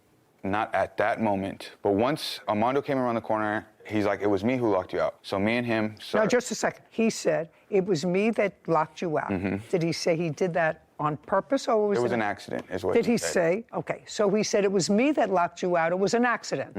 It wasn't the first time. It's not. Yes, Your Honor. That's yes. First, second, I've locked my children out of the house many times, sometimes on purpose, I'm not his sometimes child. by accident. I'm his roommate. It doesn't make any difference. So he said to you, it was an accident. And you said to him, It's happened before. And he said to you, those were accidents also. Okay, and he said those were accidents also. Yes. And you said to him... I said you need to be more attentive, more aware. If someone had just walked out and left the door unlocked, you should probably go and see if anyone's out there before you turn around and lock the door. And he said? He said he apologized. So he said, I apologize. Yes. Okay, what's next? Throughout that whole conversation, me and him are arguing Okay, back and but forth. at the end, he said, I'm sorry. He said, I apologize. It's not so clear cut. It's not, Well, it's at the end of this back and forth. You should have been more careful. You should look to see who's at the door. You've done it before. I'm sorry. It was an accident. I apologize. Now I haven't apologized. And in next. the middle of that altercation, Kathleen kept butting in. She said, you don't talk to me like that. You don't talk to me like that. I said, I wasn't even talking to you. I'm not talking to you anymore. I'm talking to Armando. I said, mind your own business.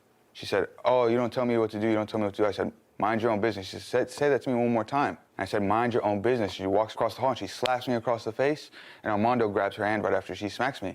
And instead of retaliating aggressively or any type of thing, I call the police. Immediately call the police. And while we're waiting there for the police, that's when I get the apology from Armando. That's when he's like, okay, let's make a deal. Let's try to work this out before the police get there. The police get there. They ask me what had happened. And you say that this older woman slapped you because you were across fresh. the face. Because you were fresh. No, because she believes shouldn't have put her hands on and slapped you because you were fresh. Because you wouldn't be fresh to me, right? Fresh? You're fresh. That's what you say to a child. Fresh. You were being fresh. And she should not have put her hands on you. Would I have called the police about that? Maybe.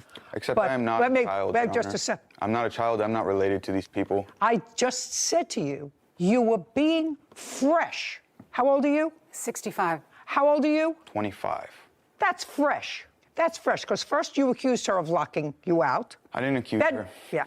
Okay. So after she slapped you, the police arrived. They left. She said, she slapped you. Yes. You have marks. You have cuts. You have bruises. You have abrasions. No. They left. Mm-hmm. Well, what did you expect when you called the police for them to arrest her? What did you want them to do, sir? Was I supposed to retaliate? How was I supposed to retaliate? Was I supposed to hit her back? Just a second. No. Okay, then what was I supposed to do? I'm not telling you what to do. Okay. I'm just asking you, sir, did you expect them, when you called the police, to arrest Kathleen because she slapped you? No, I expected there to be consequences for her assaulting me. What? So I don't what know what did the you think? consequences So were. what did I don't you know think what those that they consequences are. should do? Whatever they feel was right. Okay. Whatever is justice. Okay. Now let's move on. Mm-hmm. So now the police are gone, and I go speak to Armando. I asked why he sacrificed his integrity for lying for Kathleen, for saying that she didn't slap him, because he told the police he witnessed no such event. He didn't see nothing. You know, he was standing right there, grabbed her hand. Kathleen says she didn't do it. And the police came up to me before they left. They said, they're telling me something else. I just straight up, I just don't believe you. I just like, okay, well, what else can I do? I go to Armando and I'm like, why would you sacrifice your integrity? Why would you lie to the police? Why would you let another roommate physically assault me and just no consequences whatsoever? And at that point is when I tried to bring my dog inside and just go straight to my room. Just a second. So at that time, after this hot spot is over, it got heated again. Got heated again. Mm-hmm.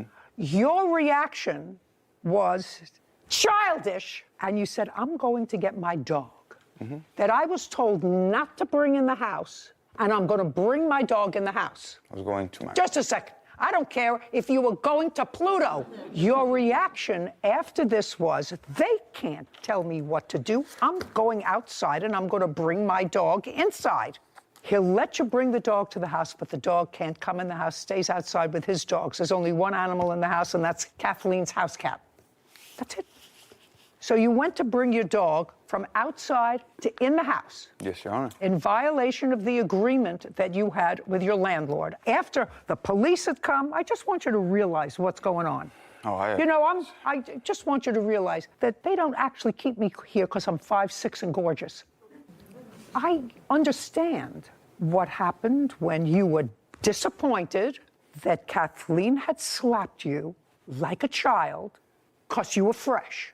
And she's not your mother, and she had no right, even your mother doesn't have a right to put their hands on you. Correct. But you got slapped, not injured, no broken jaw, no broken skin. Police didn't see anything because if they did, they would have arrested somebody. And they left. And you were royally miffed. Because you got locked out of the house, for which you apologized, you missed your time-sensitive video game. Now, I'm not sure what that is, because I'm not a 25-year-old idiot that plays video games during the day.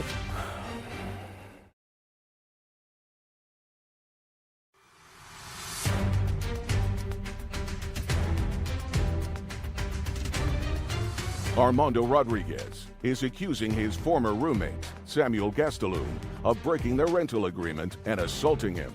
Samuel claims he was falsely arrested after Armando lied to the police. Now, several things had happened that day, right? You got locked out and you were playing a time-sensitive video game. Yes, Your Honor.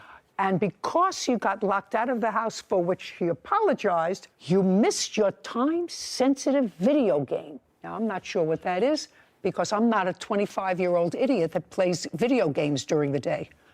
When I was 25 years old, I actually worked. I did, I actually worked.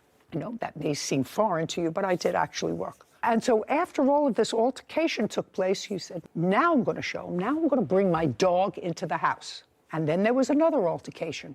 Second one. Yes. That's the one we're talking about. By the way, maybe I'm being terribly unkind to you, sir. How do you support yourself? I work. For whom? Pretty foreign, I know. For whom? I'm a cultivator.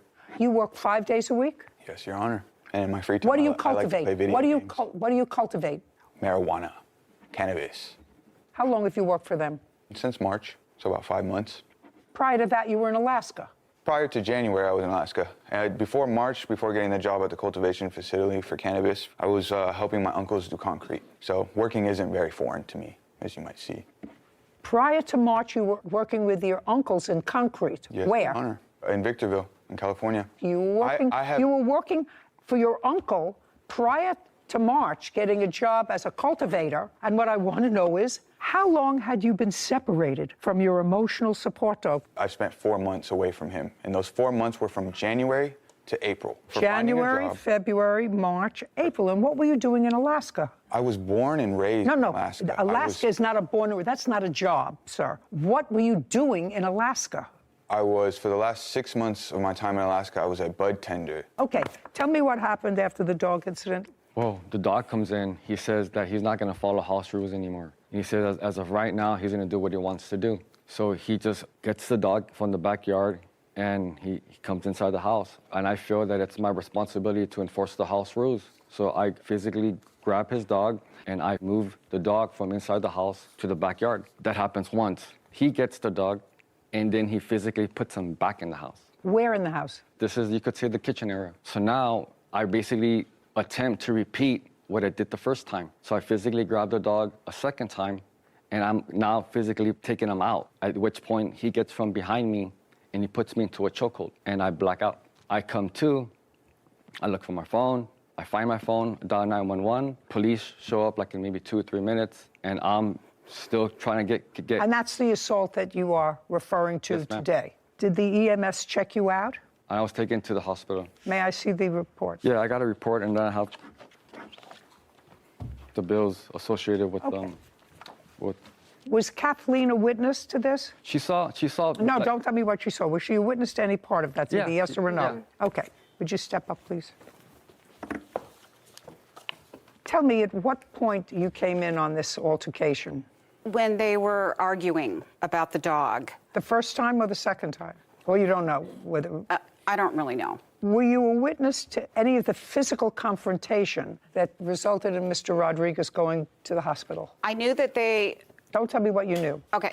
What you saw. Okay, what I saw was Armando trying to put the dog back outside, because he's a big pit bull, right? And then he would put him out, and then Samuel would bring him back in. And then the last time, Armando was putting him back outside, and Samuel came behind Armando. And what I did was I left and went and called the police, because I was afraid he was going to get hurt. All right, sir. Now tell me your version of those events. Could I show her statement from the previous court? No, I want you to first tell me your version of the events. So I let Apollo inside. My dog's name is Apollo, and he's going to grab Apollo to let him out. And we're both kind of grabbing Apollo, pulling him, we're both kind of fighting over him a little bit. As I'm pulling him inside more, Armando starts grabbing me.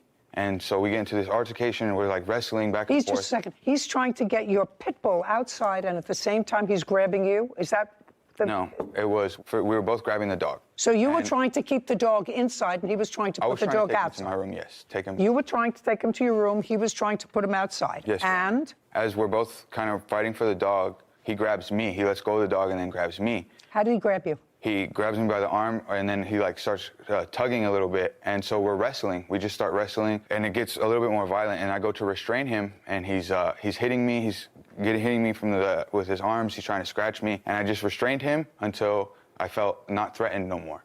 I released him. I get up. I grab my dog. I go to the room. I call the police. Mm-hmm.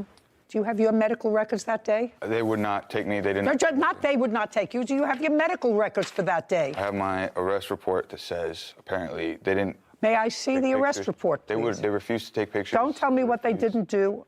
I can read. Do you have medical insurance, sir? No.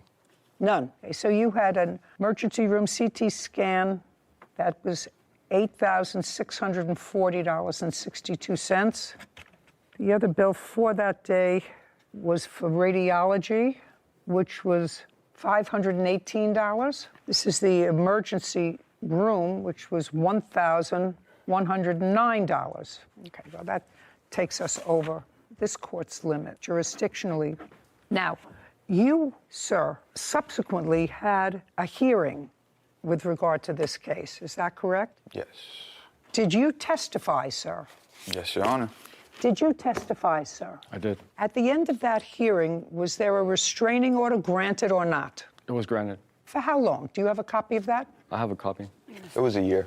So a judge, like me, probably not as good looking, after hearing, so I don't have to hear it, all of the evidence, the judge found that there was more evidence than not that you assaulted the plaintiff and granted the plaintiff an order of protection for 1 year.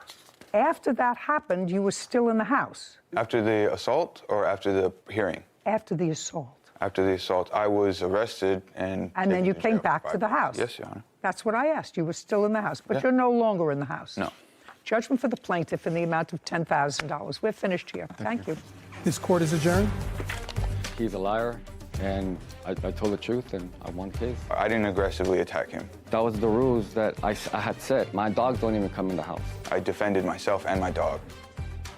I think there was some genuine confusion on the defendant's behalf about the term fresh. When I said to him, you were fresh to an older person? Exactly. You know, he had a little bit of an attitude, a little young gun attitude, and the older woman did not appreciate it. So I am very familiar with the term fresh, but I think he was a little confused, but 100% fits the definition of fresh. It was interesting.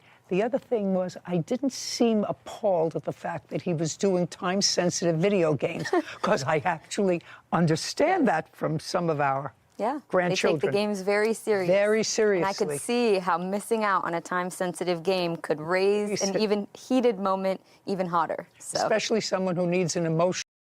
Adam Snyder and Julie Alice are suing their former employee, Trevor McCormick, for breaking his lease, the cost of a phone, as well as a personal loan. Court come to order. All rise. Have a seat, everyone. Case number 2031, Snyder Alice versus McCormick. Thank you. You're welcome. Mr. Snyder, you own a farm. I do. And this is your girlfriend? Yes. How long has she been your girlfriend?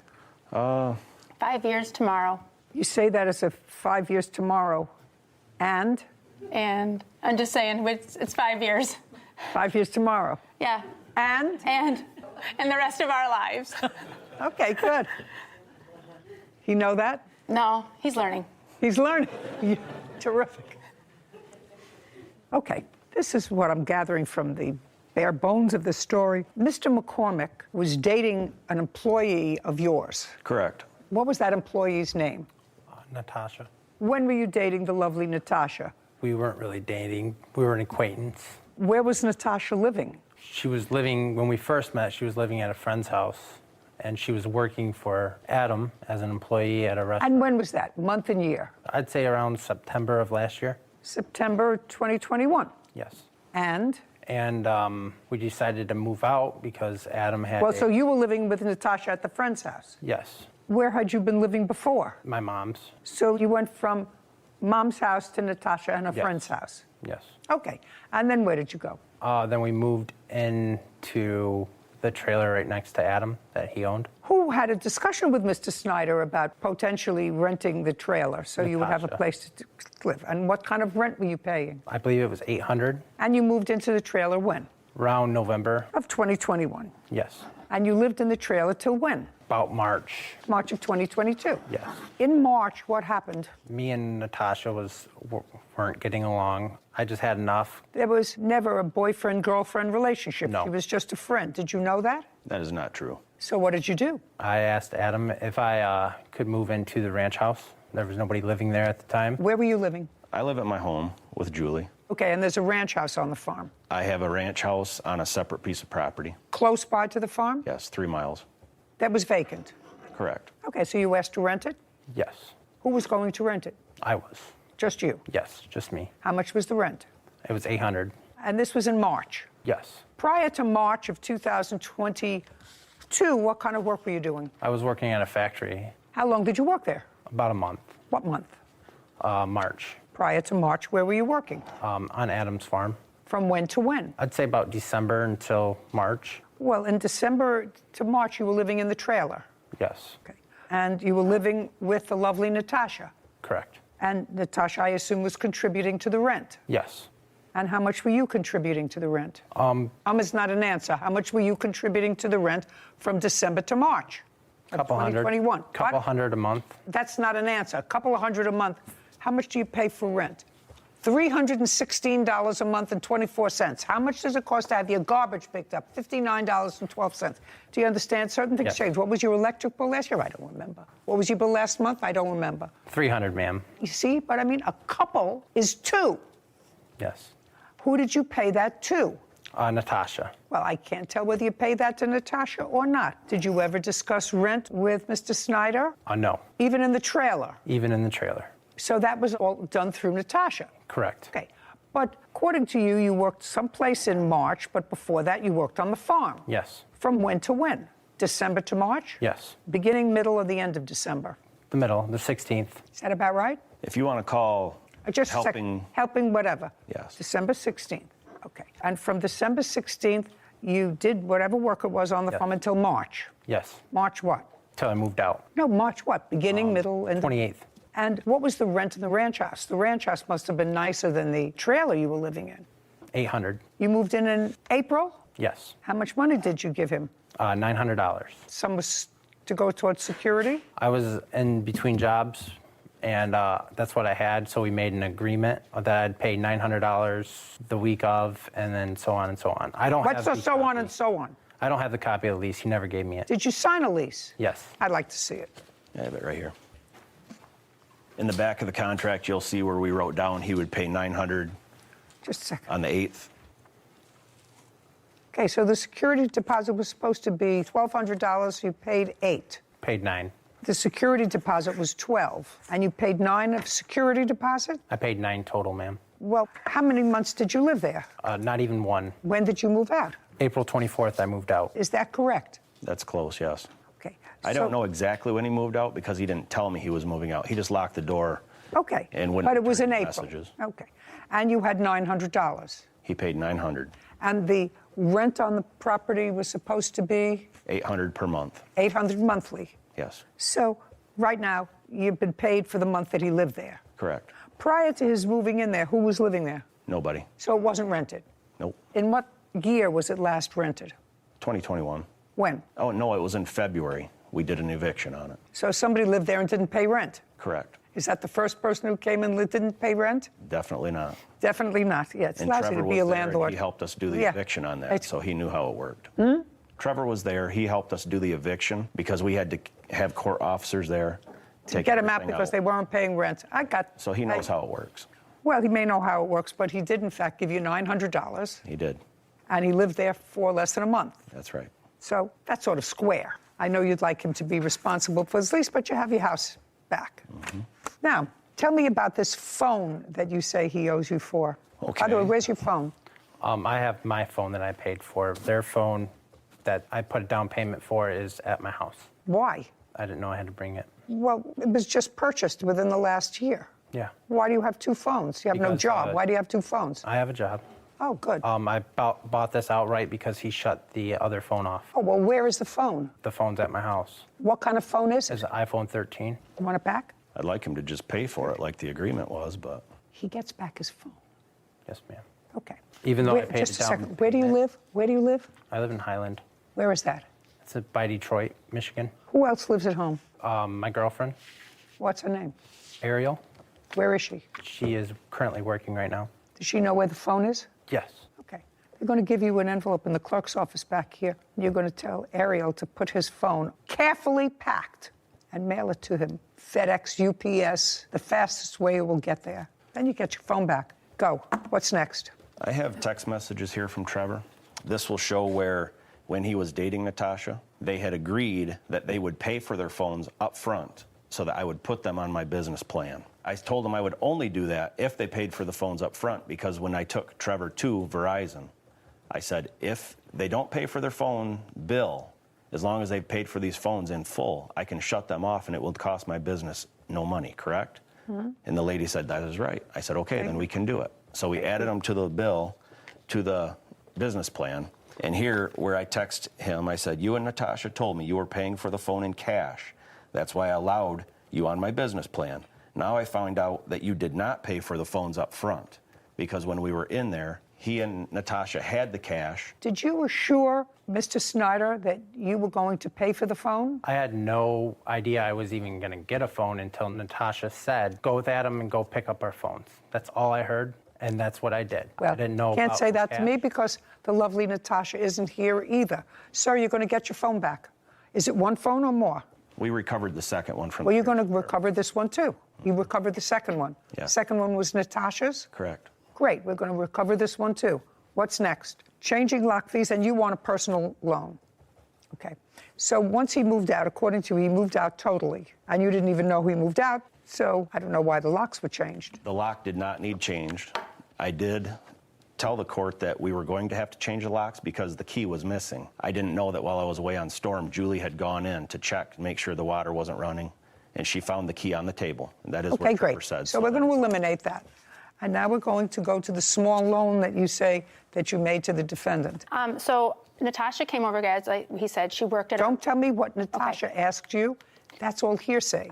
I need to know what conversations you had with the defendant. Okay, but she came over. But you can't tell me what she said, you see. Okay.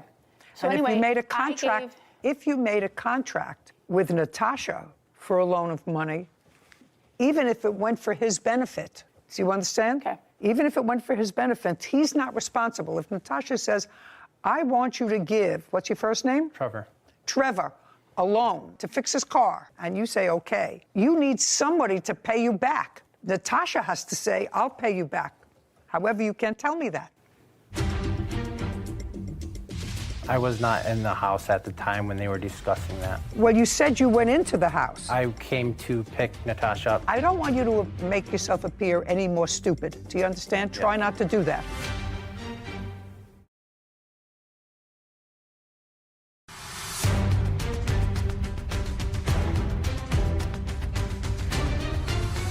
Adam Snyder and Julie Ellis claim their former employee, Trevor McCormick, owes for the cost of a phone and a personal loan. Trevor is countersuing for unpaid wages. Now, did you ever have a conversation with Trevor about money? I do. I have a text message telling him. No, tell me, not a text message. The conversation was not verbal. It was by text message? Correct. Okay, so I'd like to see text message from him. Yep. This has from Trevor. This is his number. Okay. May I see it, please?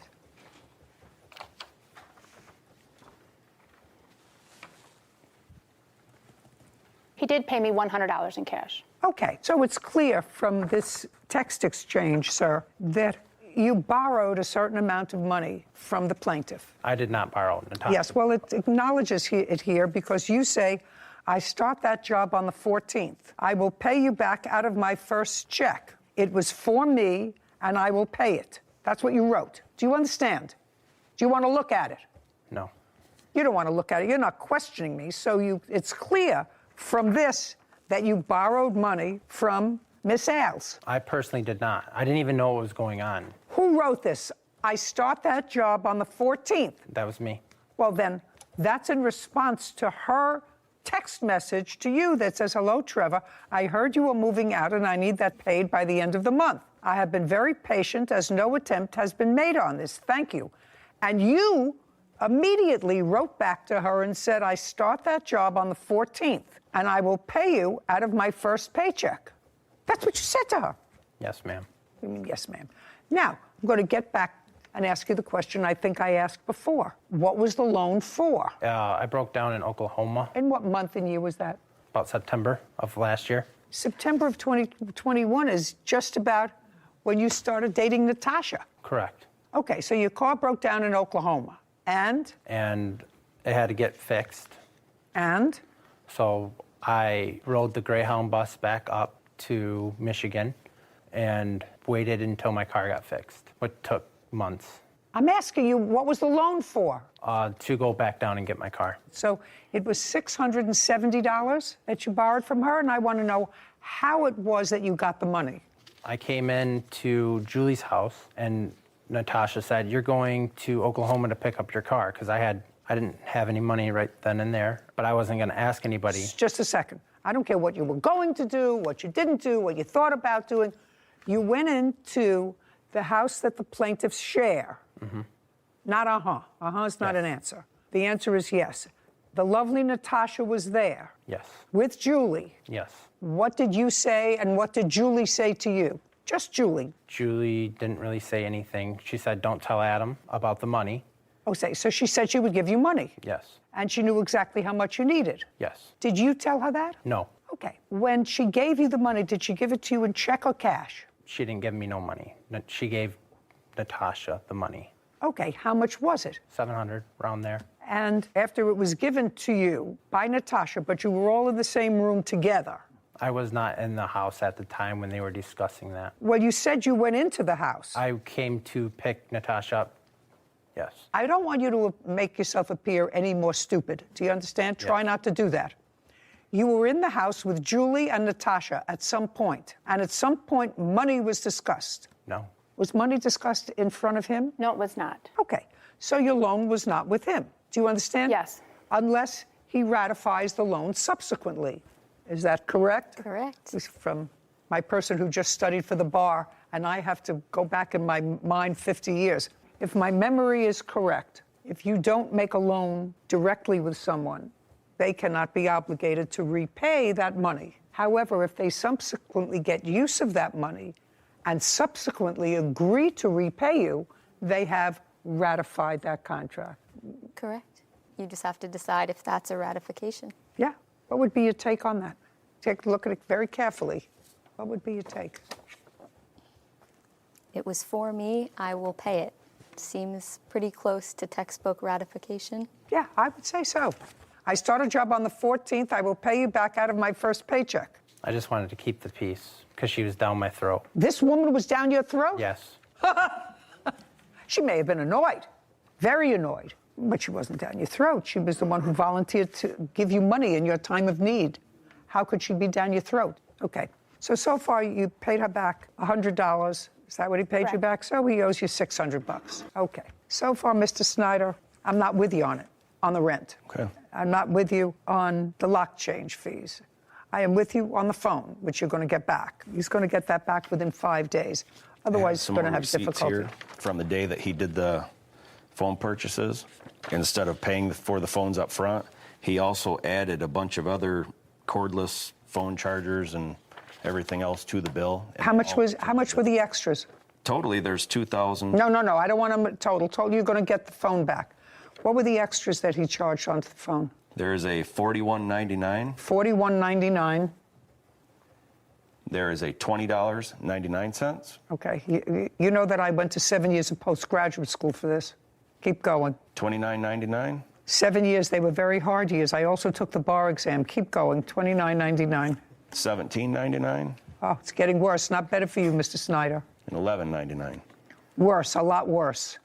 $122.95. Okay. You have a counterclaim. Yes, ma'am. For what? Working on the farm. Okay. Tell me about that. From when to when did you work on the farm? November to the end of March. And what were you doing between November and March? I was feeding cattle when Adam was on storm, watering them. To March what? The end of March? Yes, right. I thought you worked at a factory. I did both. Well, you can't do both. You work at a factory. I asked you if you had a job. You said, I work at a factory. I did do both. Well, now I need the name of the factory and find out what your shift was. I was, And you worked during the day. yes. From when to when? From Time. 6 to 6. Well, I had. Just a second. Mr. McCormick, if you work from 6 a.m. to 6 p.m., it is not possible to work a full-time job for the plaintiff as well. I had a schedule of three on, 2 off. Okay. We're making it up as we're going along.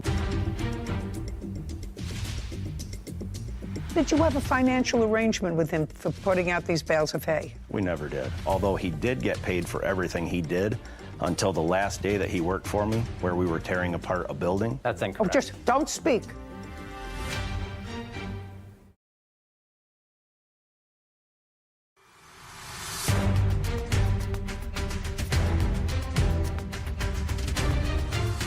Adam Snyder and Julie Alice have accused their former employee, Trevor McCormick, of refusing to pay the cost of a phone and the balance of a loan. Trevor claims he was not paid for the work he did on their farm. Now, did he work for you? It would be very minimal. He would put hay bales out, which would take 10 He would minutes. put what? Hay bales out for the cattle. Hay bales. Yes. At approximately what time of day? Because I'm not getting... He could come and do it when he got home from work. Okay. And did you have a financial arrangement with him for putting out these bales of hay? We never did. Okay. Is there any reason why you never did? Because he didn't do it very often, and he said he was just happy to help, although he did get paid for everything he did until the last day that he worked for me, where we were tearing apart a building. So he got paid when he worked for you? He did. That's Oh, incorrect. just don't speak. From when to when? When he helped me, it was very minimal. It would be... No, I'm not talking about the hay. You said he did, in fact, work for me. He did. I want to know, but not on the farm. He worked someplace else. He helped on another piece of farmland that I have. Okay. Where a barn had fallen down. We were tearing the steel off, and he worked 3 hours that morning. 3 hours what morning? The last day that he was there, it would have been So that's in March. early, I would say the second week of March. Okay. When was the first time he worked there? I would say probably in January. And he was working at this other plant from 6 to 6 in March, Correct. according to him. So he did some work for you in the first month, which was January. Yeah, if he helped me, it might be 1 day a week. Fine, I just want to know if he got paid for it. That's what he's... Yes, he We did. can't do May something. How much did you pay him? It would depend on how much he worked. One day I gave him $300 for helping me for a day and a half on another demolition job I did. And you paid him in cash? Correct. Okay. That was for the demolition job. That wasn't for the farm. It doesn't make any difference, sir. If you have a full-time job and you're working part-time someplace else and you say he paid you... He did not pay me. Well, you say he didn't pay you for the farm. What he's saying is he had a job with me. He was a demolition job for which he got paid, which you do not deny. Is that right? I'm not. You just said that's not what I asked you. He paid you for the job that you did part-time for him Yes, in he paid me for that demolition. job, yes.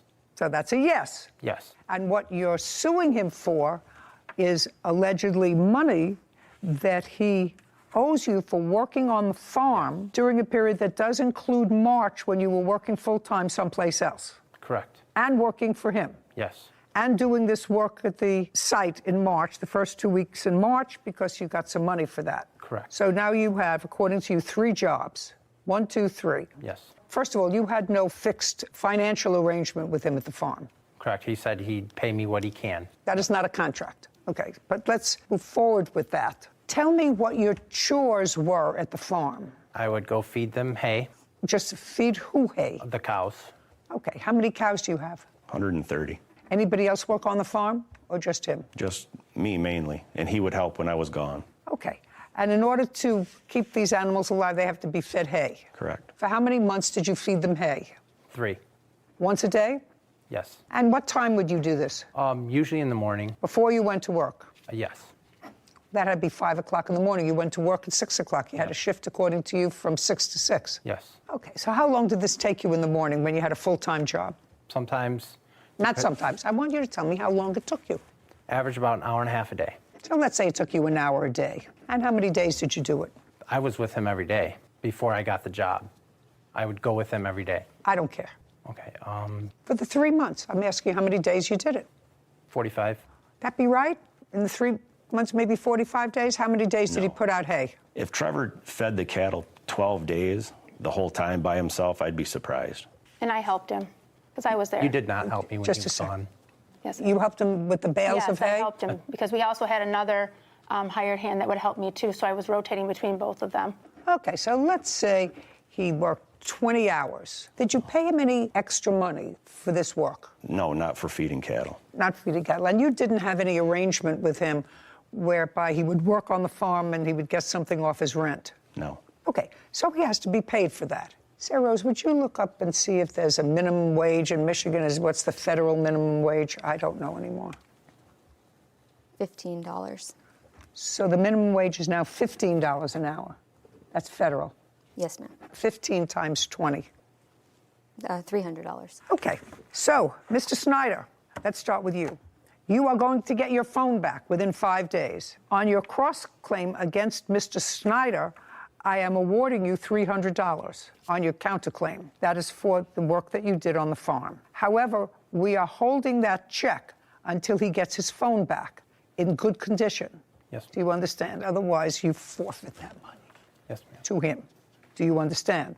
Yes. With regard to the co-plaintiff, I find that you did, in fact, take a loan from her, that you initially did it through a third party, but that you ratified the fact that you would make payments on the loan by two things.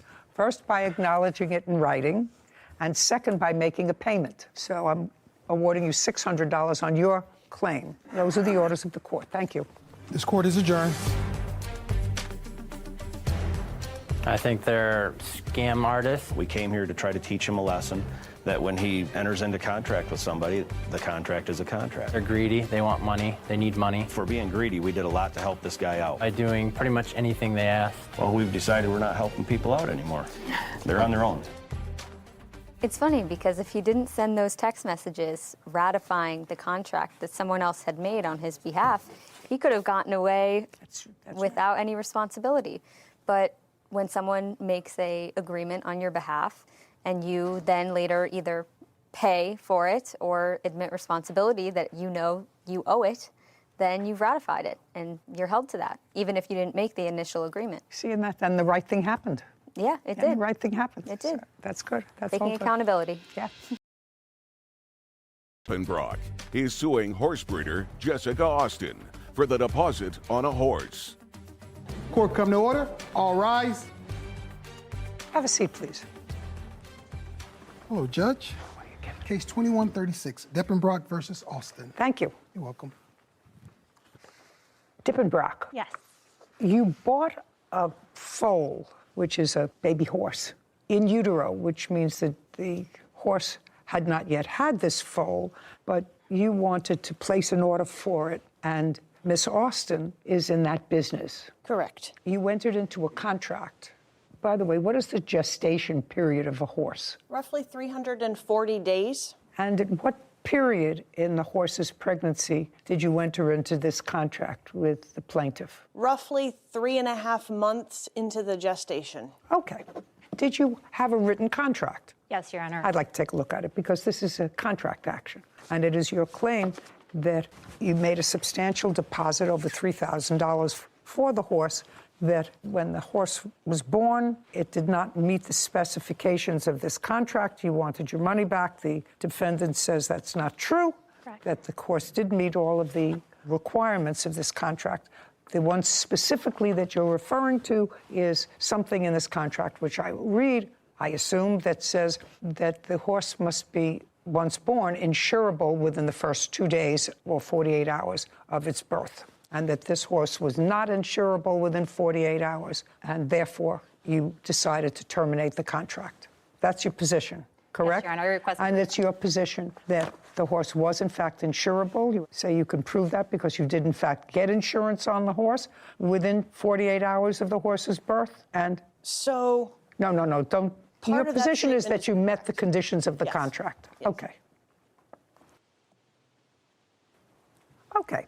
The deposit for 25% of the purchase price, the seller agrees to hold the foal off market exclusively for the buyer until the foal reaches 48 hours old and is deemed insurable. Well, does that mean that foal is taken from the mother and transferred? No. So the foal stays with the mother until it's how old? I choose to wean at 6 months because they seem to be better adjusted if you wait until that period. Okay, and it's not that you can't get insurance, it's that a live, healthy foal is defined as a foal that is deemed insurable at 48 hours old. And if the mare fails to produce a live, healthy foal, then the buyer may request a refund of the deposit or a credit towards another purchase. Okay, so the foal was born when? June 9th, 2022 at roughly 5:30 in the morning. Okay, your case, your proof. Okay, so I had to find out the foal was born through Facebook. Okay, whatever. Never notified me, and then I went to see the foal when it was a day old on Thursday. 1 day old? I mean, well, not even 12 hours old, basically. Okay, so it was not a day old, it was 12 hours old. Correct, I'm sorry, 12 hours old.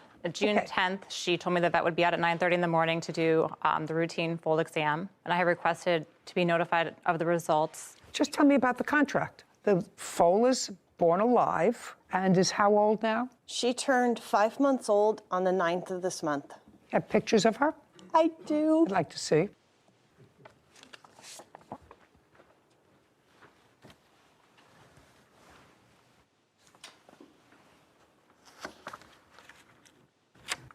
Oh, she's beautiful. Thank you. Have you seen her? I have. Recently? No.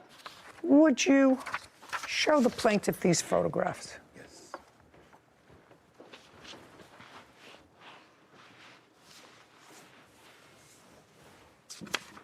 Looks perfectly healthy to me. I couldn't get insurance Just when a second, she was... Just a second. Looks perfectly healthy to me. And I'm not an expert, but you would say that that horse looks pretty healthy. Yes. Okay, great. So now the horse is 12 hours old, and tell me the rest. So at 48 hours old, I submitted the vet report to 8 insurance companies, and they all declined to insure the animal. Just a second. You submitted what report? Let me see the report, and let me see what you received. Okay. Did you furnish her with a report within 48 hours? I furnished her with what the vet gave me. He did the vet exam at 24 hours old, but he had to draw blood and send it to a lab. Okay. And wait for that to let me. This first thing is dated June 12th, 2022.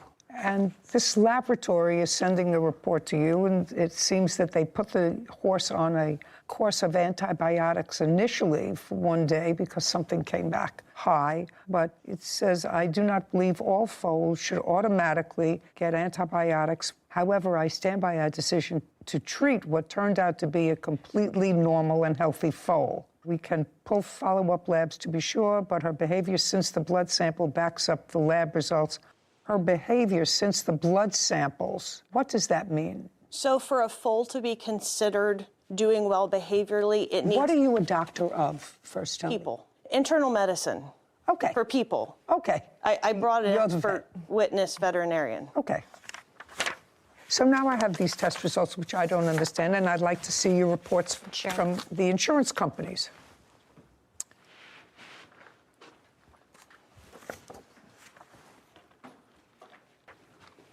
How long was the foal on antibiotics? She received 2 doses, one the day the vet came out, and then one the following morning before he got the blood test results back. Which, when the blood test results came back, they were normal. They were normal? Yes.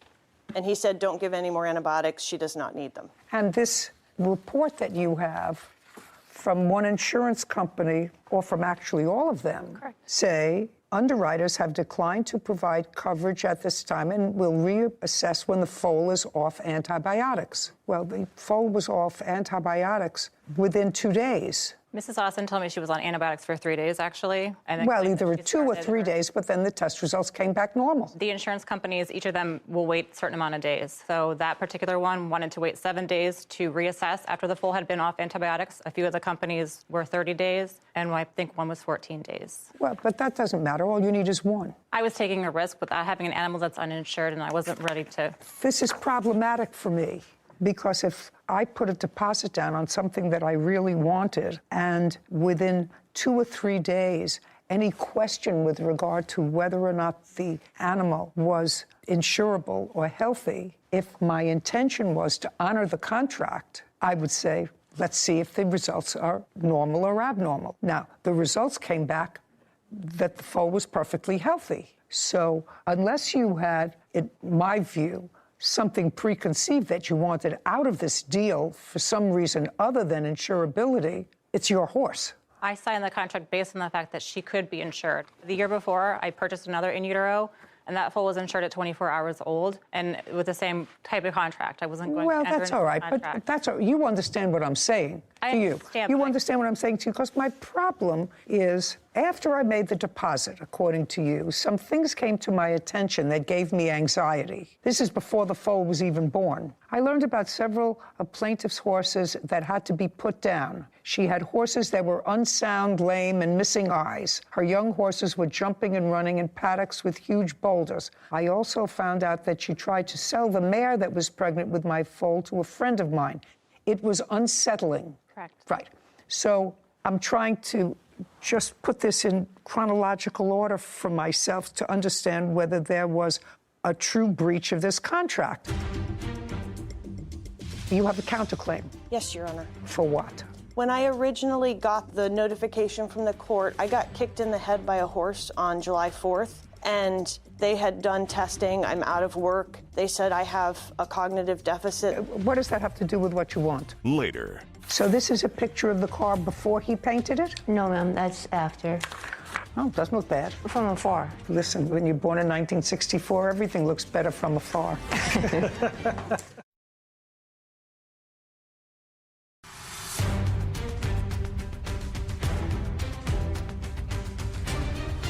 Diane Deppenbrock is suing horse breeder Jessica Austin for the deposit on a horse.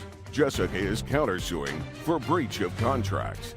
The foal is born on the 9th of June. Correct. Was given a dose of antibiotics on the 10th of June. Correct. Because they were suspicious of something before the blood was drawn. Correct. Given another dose of antibiotics in the morning of the 11th. Correct. The blood results come back on the 12th, which indicates that the horse was totally normal, and you advised her, correct? That the I test immediately result... forwarded the email to her, correct. Okay, now the foal is 50 hours old, and you're told that the foal is totally healthy.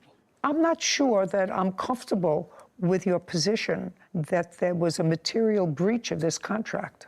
I think that a perfectly healthy horse was born, and it was within a reasonable period of time, may not have been 48 hours, but if they were being very cautious in starting the course of antibiotics. You're the vet. Stand up and tell me if I'm not seeing something. The vet who saw the horse, was that you? It was not. Okay. Evidently decided that to be very cautious, they would await the blood test result on the horse, on the baby, and start a course of antibiotics that could be stopped if the blood tests came back normal, which they did within a day. Oh, I don't think that there's been a material breach of this contract by the defendant. I think that you're obligated. If she wanted specific performance, that's fine, but you're not entitled to your deposit back. I have an email from the insurance company from the 21st when she finally told me that the foal was insured. Just a second. I can't take that risk for 2 weeks on an animal. No. Get insurance on. No. But your problem is, it wasn't 2 weeks. Your problem was it was less than a day within adding it on to that 48-hour period. And I have to determine whether that was a material breach of the contract. Certainly, if the lab results came back that show that there was any deficiency in the horse, I would say absolutely you're entitled to your deposit back. But they did not. They came back and they said that a vet wanted to be very cautious, but the vet turned out to be wrong. My contract didn't state anything about a vet. I'm telling you, I don't find that one day was a material breach of the contract, because if you had then on the third day sent the normal blood test results out to the same insurance company, the insurance company would have found that the horse was insurable. They wouldn't, because they wanted to wait 7 days until the horse was off antibiotics. Then you wait 7 days. That's still not a material breach. She's not asking you for the rest of the money. So something would have happened in those 2 weeks, I would have been out $9,000? That is not just a second. accurate. You were not. You weren't going to take the horse until the horse was 6 months old. I wasn't going to take the horse if it wasn't if it couldn't be insured. Well, it could be insured. It turned out that the vet was cautious and you were wrong. And I believe that you had already made a decision in your mind. I had not already made a decision. Well, I find that there's not a material breach. You don't get your deposit back. Now, horse is yours. You have the counterclaim. Yes, Your Honor. For what?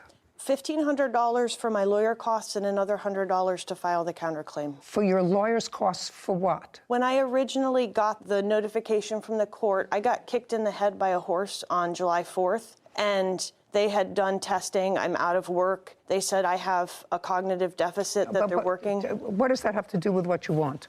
I mean, I'm sorry about that, but what does I that obtained a lawyer to represent me in court because I didn't know if I would be capable of representing myself. Oh, well, but you are perfectly capable of representing yourself. You don't get your deposit back. So now you have a perfectly healthy horse that you can sell and hopefully sell for the same amount that you sold it to the plaintiff for and pay your attorney's fees. Do you understand? Because she lost her deposit. I don't think that there was a material breach of a contract with an extra 1 day to get normal lab results back. Your case is dismissed. We're done. Thank you very much. This court is adjourned. As the judge read from the contract, as the seller, I assumed all risk on the foal until she was 6 months old. Put a lot of money to make an investment in, and you want to make sure that your assets are covered and that the horse can be properly taken care of if something does come up. Therefore, the argument that the buyer would lose anything if something happens to the foal is inaccurate. I'm really happy with the 2 horses that I have, and I'll continue to stick with the ethical breeders that I know. And the insurance that we obtained was based on the exam at 24 hours old. Therefore, we have proven that we upheld the contract. So one interesting thing about that case is, as I was looking at the calendar of what day the horse was born and when the vet came out first and when the results came back, the horse was born on a Friday, and then the vet came out Saturday, and I was surprised that any lab sent labs back on a Sunday. So in a business that's so dependent on something you can't control when the horse is going to give birth, why would the defendant put in her own contract a 48-hour, such a tight window for insurability for the horse? Maybe it's standard practice. I don't know standard practices for horses or anything like that. But you're right, it's a tight window. And my guess is, although I could have asked the question, probably standard in that industry, I'm not sure. But it's interesting to note that in contract law, unless time is of the essence, there has to be some sort of material breach. And, in this case, if the defendant had not had a vet come out and look at the horse for a week, well, that's a different story. She had a vet come out immediately. The vet was super cautious. Vet turned out to be ultimately, thankfully, mistaken that there was nothing wrong with the horse. Got a clean blood test, but the plaintiff had already determined that she had buyer's remorse with regard to this deal. There was another agenda there because the horse looked beautiful, as it turned out, 5 months old, and a beautiful animal, and it was perfectly clear within 60 hours. And the defendant seems to love it now and very proud of it, so it's in a good place anyway. Yeah. Case 2134, Wimberly versus Mahara. All parties, please step forward. Tina Wimberly is suing auto body worker Robert Miera for a refund of a 1969 VW Bug paint job. Miss Wimberly, tell me about this car that you have. So I have a 69 Volkswagen Beetle. I've had the car for about 20 years. Where did you buy it? In Salt Lake City, Utah. Is it a bus or a Bug? It's a Bug. My goodness, I remember everyone had one of those cars. The whole world had those little Bugs when they came out. Except me, scared to death. Okay. Anyway, you've had it for a long time and you try to keep it restored. Do you have a photograph of it? I do, yes, I'd like to take a look at it, please. You acknowledge it's unsatisfactory because you said, I didn't acknowledge. I'll fix it. I said I'd take care of it. And a good gesture to try to make things work with her. I did not deny her any kind of service or say, go get lost until she started cursing at me. No. She didn't tell you she was cursing at me,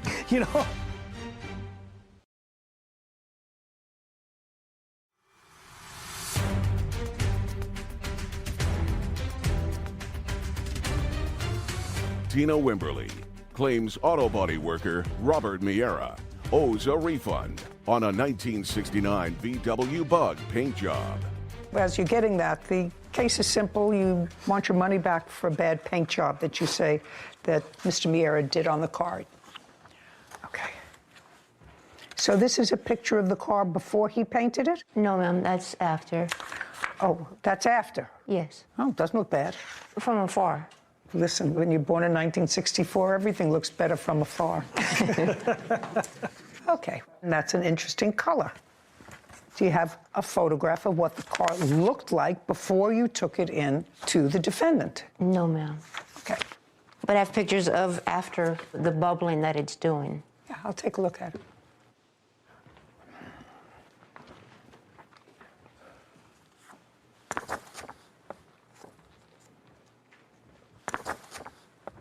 Okay.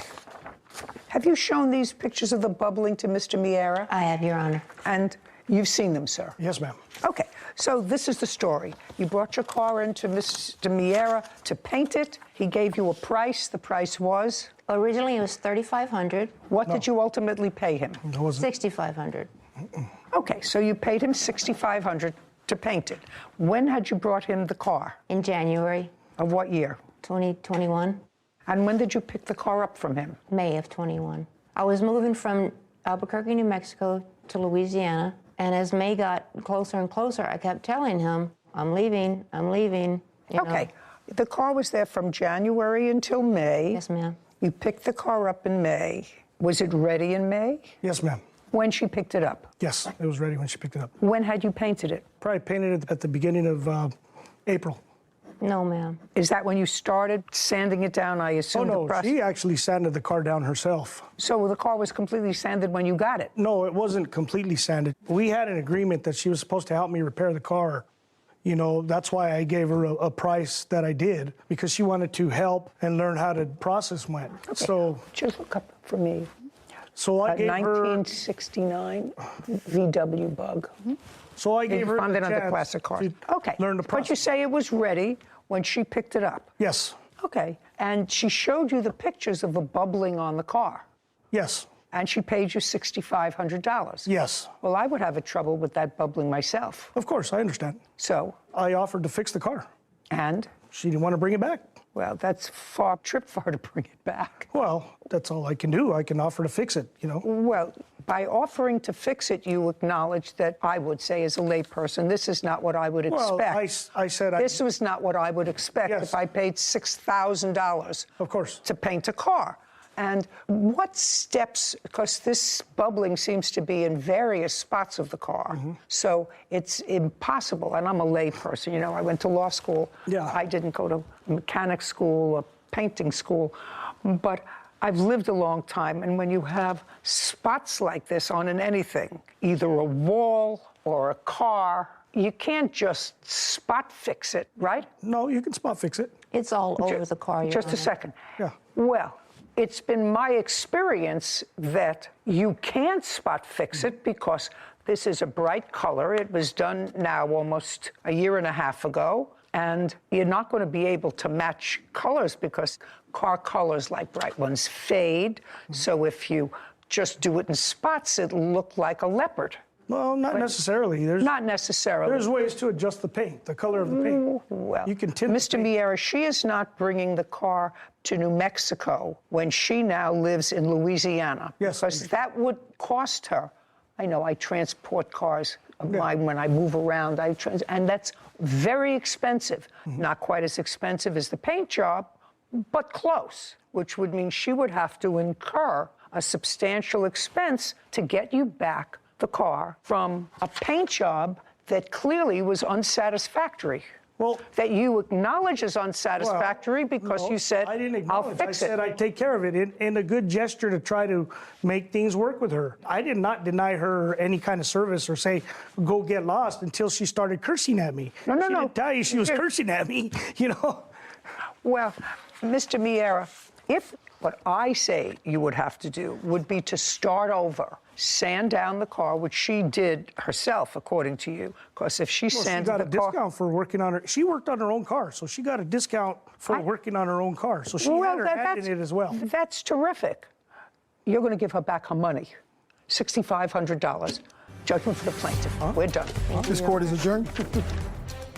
I think when she transported the car the moisture and the climate that she took it to may have played a factor. I totally disagree with what he said because I took it from his house, put it in another van. And having the car bubble like that, but you know, I'm not sure. There's a lot of things that could happen. And the moisture with what he's claiming, there's no way. I tried to rectify the situation and it didn't work out, so. Time to get it looking good again. He never got back to me about how much the 1969 Beetles were worth. And I was surprised because reading the papers, reading a $6,500 paint job, I was surprised at that. Like, that was very expensive to me. But then when I looked up how much the cars are worth, they're worth anywhere between $12,000 and $35,000 for a nicely kept, maintained vintage car, similar to the one that I saw briefly in the photos. I'm sorry for not getting back to you. It's okay. I got caught up. But I think you made the right call because after the paint job, we saw the damage or the bubbling, and I know that you or I would not be satisfied with that paint job on an asset that was worth that amount of money. Of course. So I think the right thing happened. I'm sorry. Forgive me. It's okay. I'll try. Suing his former friend, Nadine Drury, for unpaid loans. Court come to order. All rise. Be seated, everybody. Hello, Judge. How are you, Captain? Case number 2015, Moss versus Jury. Thank you. You're welcome. Mr. Moss, prior to leasing an apartment with the defendant, had you known each other? Sort of. Tell me a sort of. So we met one time about a year prior. We have mutual friends, one of which had asked me to get ordained to marry her and her husband. So I flew in town to do that, and Nadine was there at their house when I flew in. We saw each other for a few minutes, and that's actually the only time we've ever met in person. And there came a time when you were looking for an apartment where? I was looking for an apartment in the Salt Lake area. And where had you been living? In Seattle. And where were you living, Miss Drury? In Salt Lake City. You were looking to move? Yes. So other than that one-time meeting when you were officiating at a mutual friend's wedding you hadn't met before, but somebody suggested that you were looking for an apartment, you were looking for a new apartment, and perhaps you could rent an apartment together. Yes, that's fair statement? In fact. Yes, Your Honor. And in what month and year did that happen? It would have been in October of 2020 that this arrangement sort of came to be like, hey, maybe you should see if Nadine... Okay, but you did, in fact, sign a lease together. Who found the apartment? Nadine did. You did.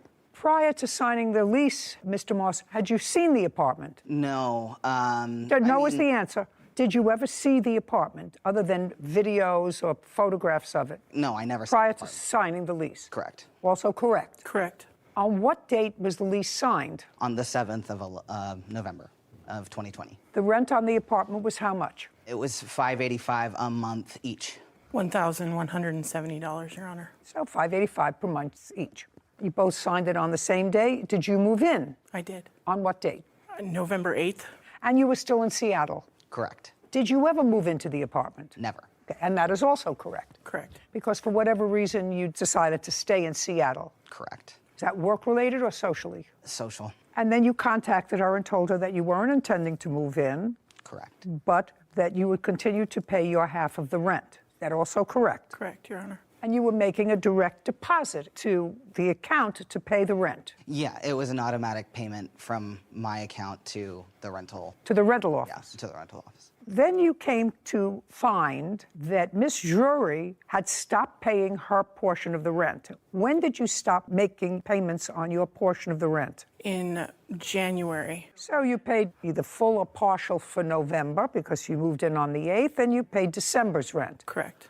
And you stopped paying rent in January. Why? I lost my job in December of 2020. So I'm going to outline now what this case is about. Yes. Mr. Moss continued paying his half of the rent until you found a roommate. Correct. And you found a roommate when? I believe I found him in February, and he moved in the month of March and started paying his half of the rent. So you didn't pay rent January or February? Correct. 2 months? Correct. And you had no work? Correct. When you found out that the rent wasn't being paid, according to you, in order to not impact your credit, you spoke to her. She said, I don't have a job. And you said, I can help you out. I'll send you money. Mm-hmm. Is that generally what happened? Then I'll get into... That's generally what happened, but there is a little more detail to it. I'm going to let you get to the details. All right. And you want that money back. The money that you advanced her in her time of need, which was how much in total? The total is $3,360.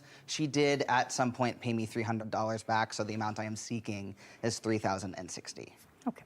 Are those figures accurate? Yes. And he gave you that money, not because you were good friends, because you were a relative. He had met you one time. Right. And he had, in fact, said to you, I will continue to pay my rent, even though I know you from hole in the wall. I will continue because I signed this lease until you find someone to get me off the lease. That's correct, Your Honor. And your defense, it seems to me, to this action is that he was really trying to scam the government by depleting his bank account so he could collect food stamps or whatever.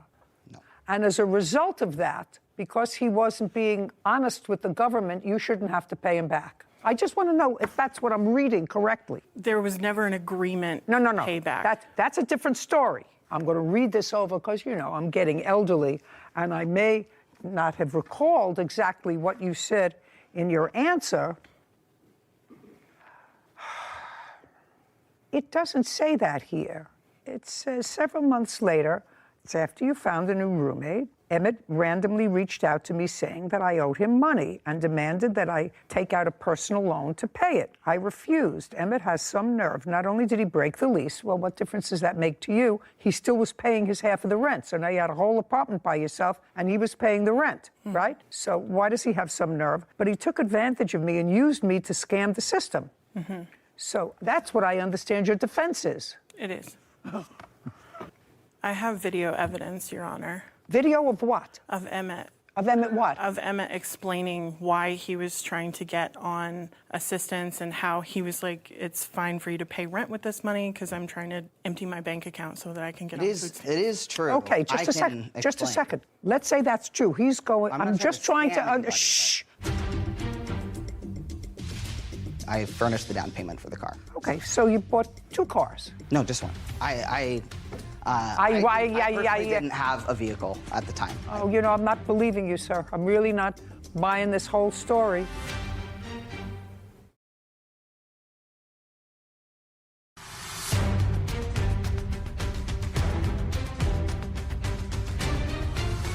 Emmett Moss claims his former friend, Nadine Drury, owes for unpaid loans. Nadine says Emmett broke the lease they were both on.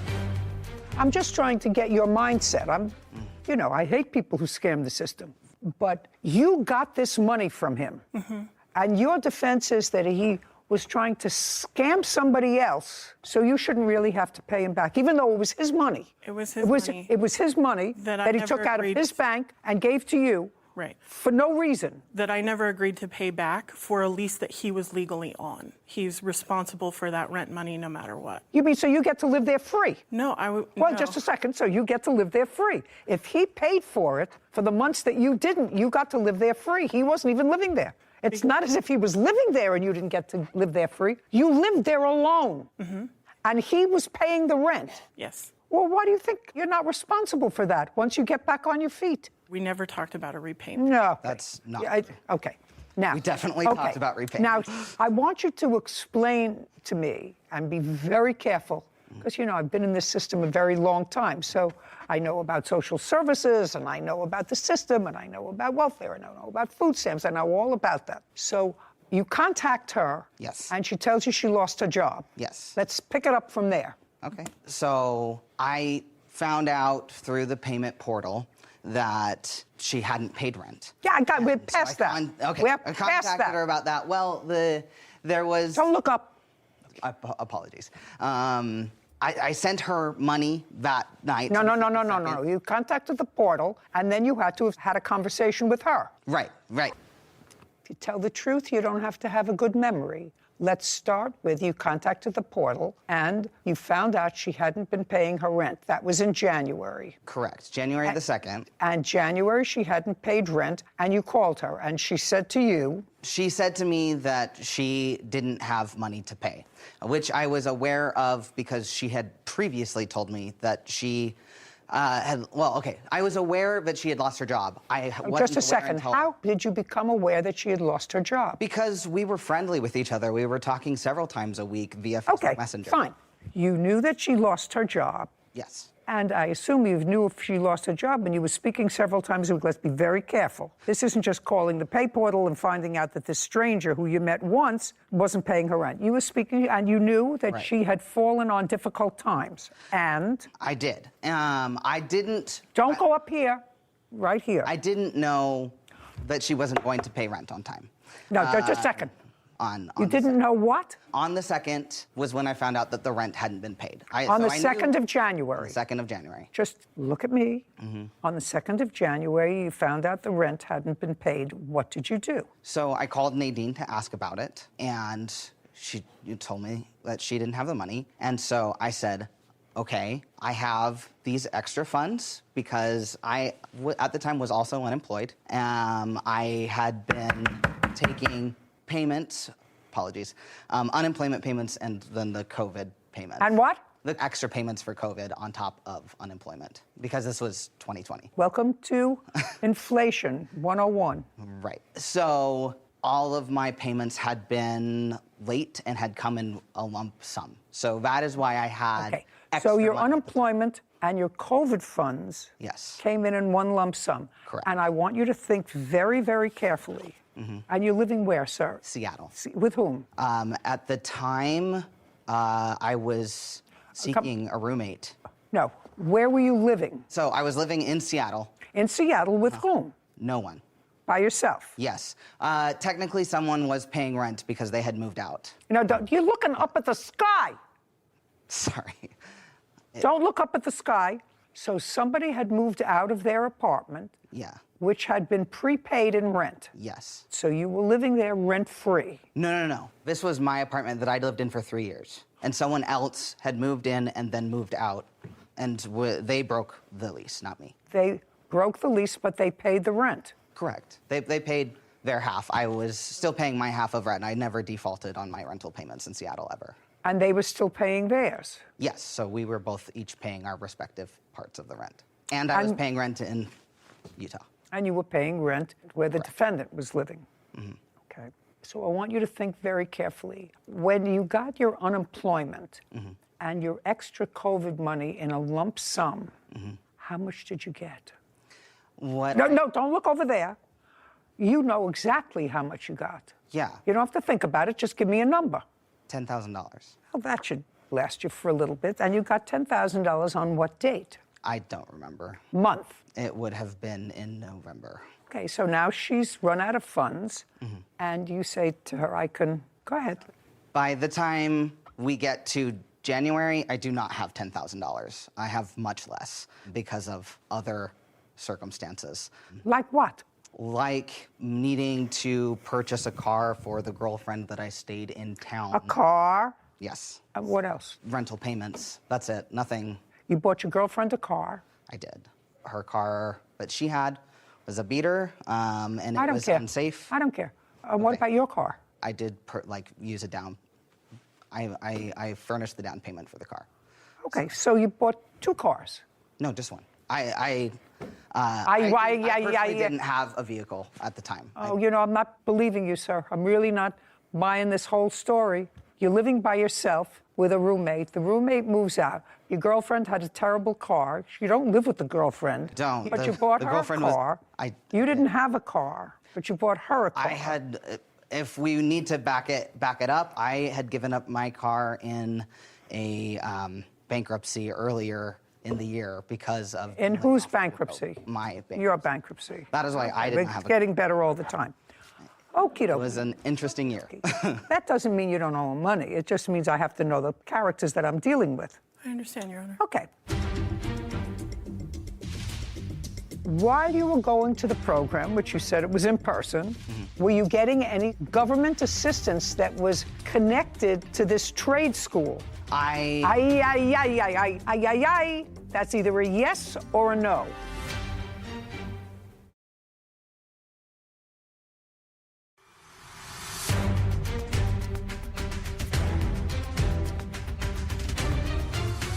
Emmett Moss has accused his former friend, Nadine Drury, of refusing to pay back loans. Nadine claims she was used by Emmett to scam the government. So now you've got much less money from the $10,000. You bought your girlfriend a car, you had to pay her rent, you paid your own rent, you had other things from bankruptcies that you had before, so you have a little bit of money left in the bank. Yes. Go ahead.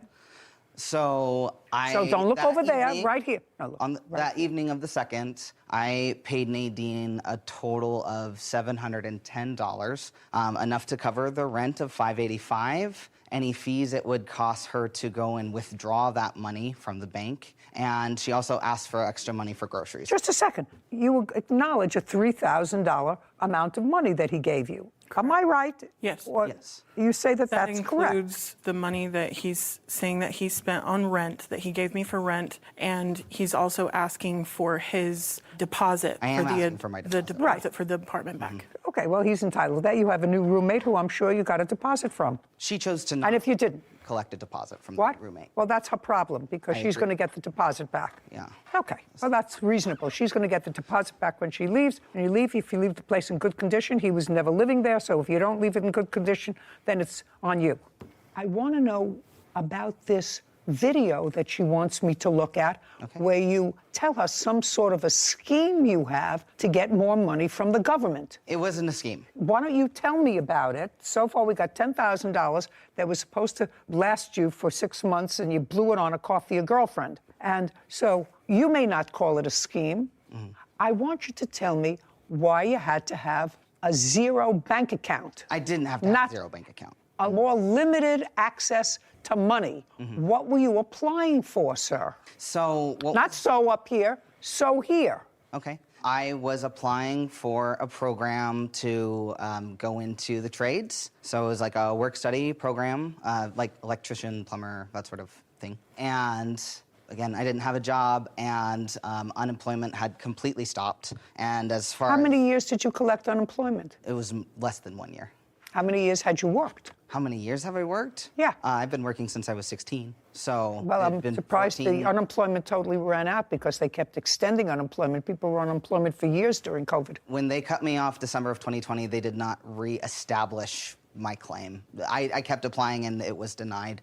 So I don't know why, but it was. What kind of work do you do now? I work for customer service. Okay. And the trade school that you wanted to go to was to prepare you for what? To be an electrician was what I wanted to do. An electrician? Yes. And was this an online program? No, this was in person. Where? It was in Seattle. And how much did they give you to go to that program? They didn't give me money to go to the program, but the program was free of charge. Okay. So the government paid the tuition? I believe that Well, somebody pays the tuition, sir. Yeah. So the government pays the tuition. And while you were going to the program, which you said it was in person, how were you supporting yourself? So... Were you getting any government assistance that was connected to this trade school? That's either a yes or a no. Yes, Yes. I applied for food stamps and got food stamps. That is what I got. So you applied for some sort of assistance while you were going to this trade school, which you're not practicing now, and you're not an electrician. That is correct. And in order to apply for food stamps, you have to have a certain amount of money is the maximum you can have in your bank. That is correct. Okay. So that's the fraud you're talking about. That's why he gave you the money. Yes, ma'am. Okay. I mean, just a second. I also gave her the money because she was going to need the money for rent. Like, it was one of those situations where it was mutually beneficial for me to give her the money, but it wasn't. You're looking up at the as sky. scamming. I understand what happened. So I wasn't going to have any way to support myself. I needed something to. The $2,000 was going to cover the rent for my place and my place in Seattle and my place in Utah, and then I wasn't going to have anything left. I understand that it became mutually beneficial for you to advance her the money so that your bank account would have less in it so that you could receive assistance and also get free tuition at a trade school that you didn't use. My intention was to use it, and I changed my decision later. Do you think the trade school charged the government once you enrolled in it? Yes. Yes, of course they did. And you know how much the tuition was in the trade school? Yes, you have to know. No, it was free to you, but it wasn't free to the government. Right, The government pays $1,500 was what I was made to understand. baloney. You people really somehow deserve each other, but you owe him $3,000. Madam, judgment for the plaintiff. We're done. This court is adjourned. I'm a little bit shocked to be made out as a government scammer. I mean, I lost my job and I wasn't able, and he bailed on the lease that he signed. Because that wasn't ever my intentions. I mean, I was alone. I had lost my job. I just didn't have any support. Definitely careful about getting money from the government. Just glad it's done. Glad I don't ever have to see him again. Haven't had to do that since this whole situation, and I intend to keep it that way. You know, it's so unfortunate because the plaintiff looked like an intelligent enough man, able-bodied, seemingly, and he spent a lot of time, effort, brain power into bankruptcy proceedings, trade schools that would be paid for by the government, applying for food stamps, knowing what the threshold for food stamps is so that he had to get rid of a certain amount of money. That seems like a lot of time and effort that could have been better spent gaining legitimate employment or skills at a trade school legitimately. And it's just unfortunate that some people decide to take the path that I view as more difficult in searching for ways to get free money. Really unsatisfying. Yeah. If you think about it, unsatisfying. Maybe going forward, he'll take a different path. Maybe. Suing fellow motorist Jesus Escobar for car damage after an accident. Court come to order. All rise. Have a seat, please. Hello, Judge. Case 2159, Baker versus Escobar. Thank you. You're welcome. This case involves an automobile accident. Ms. Baker, you are seeking $10,000 from Mr. Escobar, who you claim caused the accident and you a lot of grief. The accident happened on what date? It happened on May the 18th, 2021. Was your car insured at the time? Yes. Yes. And your car was insured at the time? Yes. Great. I don't want you to get into the specifics of the accident just yet. What I'd like you to tell me was, prior to May 18th, who were you working for? Brand Lighting. What were you doing for them? I drove forklift. I load and unload trailers. How long had you worked for them? About a year and a half. Prior to that, where did you work? I think it was distribution. From when to when? I worked for them for about 4 years. Prior to that, were you constantly employed or were you on disability? Yes, no, I was constantly employed. I was constantly employed. Okay, prior to working for the place where you had been working in May, were you ever on any sort of disability? Yeah, From when to when? May the 19th, I applied for disability because I went to the doctor. I'm not talking about it as a result of this accident, Ms. Baker. I'm asking you, were you ever on disability before this accident? No. You were injured before this accident. You had a back injury before this accident. When did that take place? That happened in 1999. And what happened in 1999? We had opened up the PIC module and the supervisors was there and we was walking them to show them the new opening of it. And the floors was made out of gates, but the gates wasn't pushed together and so my foot slipped down between there and my back slammed into one of the steel beams. And were you out on any sort of a disability after 1999? Yes, ma'am. From when to when? Well, I was out on disability with that, and I was out for 2 years. I'm talking about. Yeah, I was out for 2 years. In 1999. How long were you out on disability? I was out for 2 years. And the nature of your disability was the back injury? Yes, ma'am. So you went back to work in 2001? Yes, ma'am. For whom? Hospital. What were you doing there? I was a supervisor in the storeroom. How long were you working there? I worked for 3 years. After 2001, was there ever a period of time that you went back on disability? I'm trying to think, yes. And from what year to what year? I want to say it was like 2005. My thumb got amputated off of my hand at work. And how long were you out on disability? A year and a half. After that? I think that's it for the disability. I went to work after that. This accident occurred on May 18th, 2021. After May 18th, 2021, did you go on disability? Yes. From when to when? From May of 2021 to August of 2022. And the nature of your disability on all 3 occasions was injury to your back? No, one of them was when my thumb got amputated off of my right hand. Did you have any surgery on your back ever? No, ma'am. And you received disability from May of 2021 to August of 2022 in what amount? I think it was $1,160 every 2 weeks. So about $2,200 a month? Yes. And what happened in August of 2022? Benefits was exonerated. Ceased? Yes. And you went back to work? No, I have not been back to work. How are you supporting yourself now? I just applied for unemployment right now to try to help me with my bills and my rent because I'm behind in everything. May 2021, what was the date of the accident?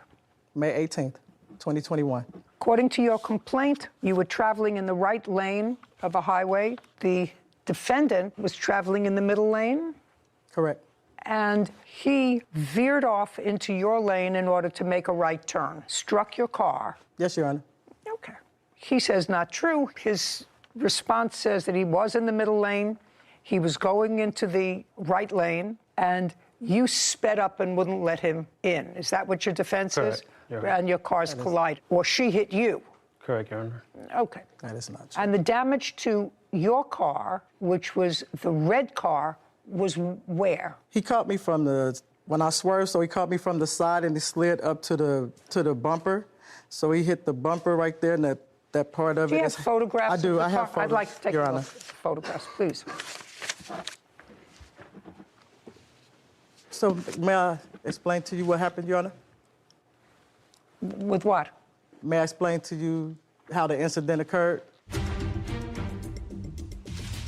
When did you get these estimates? Oh, I just went to go get those estimates yesterday. I talked to them on the phone before then. No, I don't care whether you talk to them on the phone. These estimates say you just got them within the last couple of days. Yeah, no, well, I this just got them accident yesterday. happened a year ago.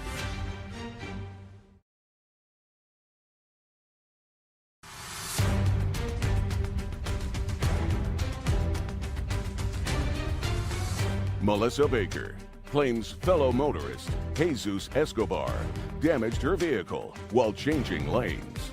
Well, this was your car. Yes, that's my car. And this is the passenger front panel. When he hit me, the bumper was hanging, and so then I had to pull it off because it was dragging the ground. I couldn't drive my car like that, so I ended up pulling the whole thing off. And so that's how come you see that damage on the other side of the car, too. You have pictures of your car, sir? Yes. I'd like to see them.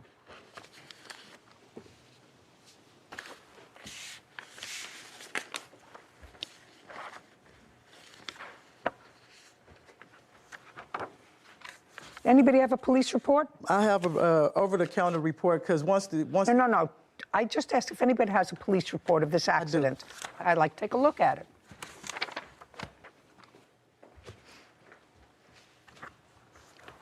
Where did you get this from? I went to the police department the next day and did an over-the-counter report because he asked me not to call the police. Just a second. My question to you is, where did you get this from to make a picture of it? Oh, I had took a picture of it with my phone and emailed it to my attorneys. And so when they sent me a collective packet, that's how they sent it back to me. Did either one of you receive a citation or a ticket as a result of this accident? No, Your Honor. No, Your Honor. Were the police called? No, Your Honor. Why not? Mr. Escobar, when he got out the car, he asked me if I was okay, and he asked me not to call the police because he's a truck driver and he did not want that point on his driver's license. He also asked for me to pull over to the side of the road over on 4th Street so that we wouldn't be blocking the intersection and the traffic. Well, that's a good idea. I took a picture of his insurance information. You remember that conversation, Mr. Escobar? Yes, Your Honor. Okay. And so you said you would pay for the damage to her car. I offered. I was trying to be Just a second. You yes. said I'd... Yes. Well, that's a yes. Yes. That sounds reasonable. You said, I'll pay for the damage. Don't call the police. I don't want this to be on my license. I'll pay for the damage. Correct. Right? It's bored to it, but hopefully I could have a chance to tell you what my side of the story is. But yes, that's what I said. I passed your side of the story. Okay. Now I have an accident. You say one thing, she says another. We're moving on to the next issue. The next issue is she says, and you acknowledge that you told her, please don't call the police. I'll pay for the damage. Correct. I don't want to go through my insurance. Yes. Okay, so you agreed to pay for her damage. Yes. Do you have an estimate for your damage? Yes, I do, Your Honor. I'd like to take a look at it. So I actually have two different estimates. Did you ever have the car fixed? No. Okay.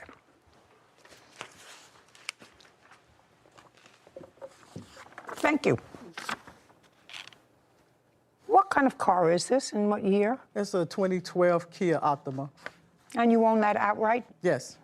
When did you get these estimates? Oh, I just went to go get those estimates yesterday. I talked to them on the phone before then. No, I don't care whether you talk to him on the phone. These estimates say you just got them within the last couple of days. Yeah, no, well, I this just got them accident yesterday. happened a year ago. Yes. So I called some people to get some estimates, and they gave me some estimates over the phone. And so I called Mr. Escobar, and I told him what the estimates were. No, listen to me carefully. What you just gave me were estimates that you got 2 days ago, which is a year and a half after this accident. Right. Well, okay, I want to know where the estimate is for $1,700. That's the estimate that you called him with the next day after the accident. No, yeah. The next day after the accident, you called him and said it cost me $1,700 to fix it. These say $4,600. Just show me the estimate for $1,700. These are from his. That's from his insurance company. Actually, when I called him to give him the estimates of the people that I talked to on the phone, he didn't respond to me. Listen to me carefully, madam. I'm reading from your complaint. I took my car in for an estimate. Yes. The next day, and I texted him the amount. He said that he did not have $1,700, and he asked if I could wait for a month. I needed to get my car fixed before then, and he suggested that we go through insurance after all. You took your car in, according to you. Yes. You got an estimate for $1,700. Okay, I didn't get it in right. Okay. Okay, that's. You got an estimate for $1,700. He said, I can't get you the money right away, so you went through insurance. Correct. Okay, so all of a sudden it doesn't grow into $4,600. Well, may I? Yeah. Okay, so the man gave me the estimate for the $1,700, but what he did inform me was that once No, they you start can't to tell me take- what he informed you, madam. Well, basically, you can't, not basically. Well, can I tell you what these people? Can I tell you what these people said? You can't tell me what those people said either. Well, I was trying to explain to you why it went to $4,300, but It's not going to $4,300. The initial cost to fix your car was $1,700.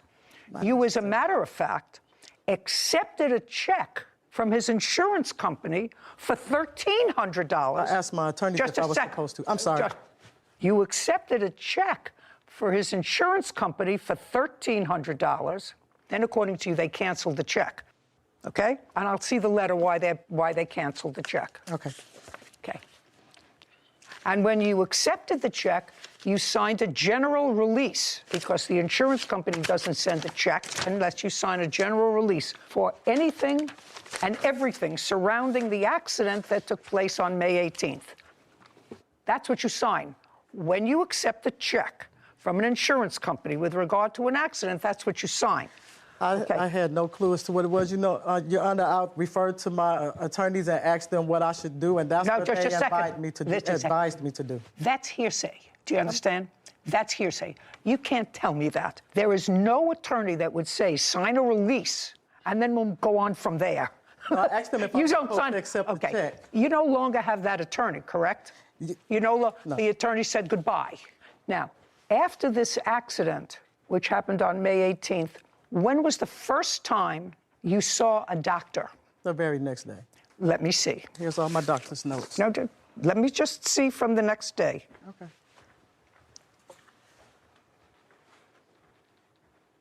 It says patient is disabled as a result of chronic back pain that affects her mobility and inability to perform work as required.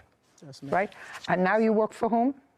Brand Lighting. This is also the report. Just a second. What do you do for Brand Lighting? Oh, I drive a stand-up reach machine, so I have to get on and off. And I also drive a forklift, sit-down forklift, where I have to climb up and down it to get on and off. I got it. Mr. Escobar, you agreed to pay the damage to the car, correct? Yes. Can I speak on that? I'd like to hear your excuse. You did not present to me anything with a medical write-up that suggests at all that this accident caused you to lose anything.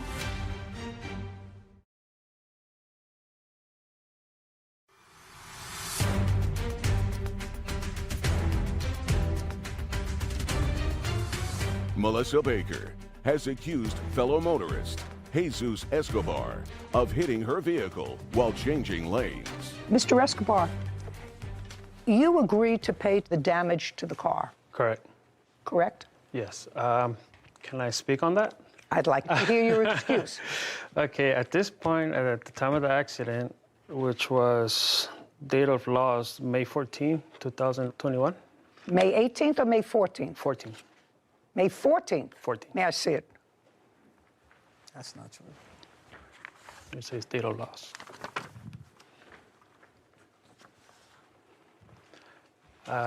Shh. Okay, so this insurance company found that there is a comparative negligence statute in California, which means to the layperson that they will look at an accident and they'll say, well, it's not 100% his fault or not 100% your fault, but they looked at the accident and they said, our insured, that would be you, is 75% responsible for this accident.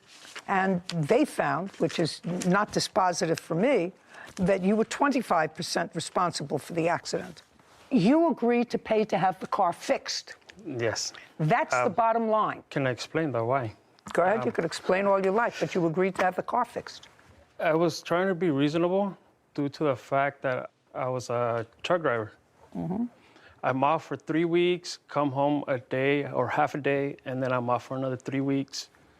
I was trying not to go to court. I was trying not to make things worse. And you agreed to pay to have the car fixed. I agreed to pay. I don't care what it was. Nobody put a gun to your head. No. You know, nobody put you under a cattle. What was it? That thing I have no Yellowstone? Where I know what you're what talking is that about. called? I don't know what it's a cattle guard. Cattle guard. Yeah.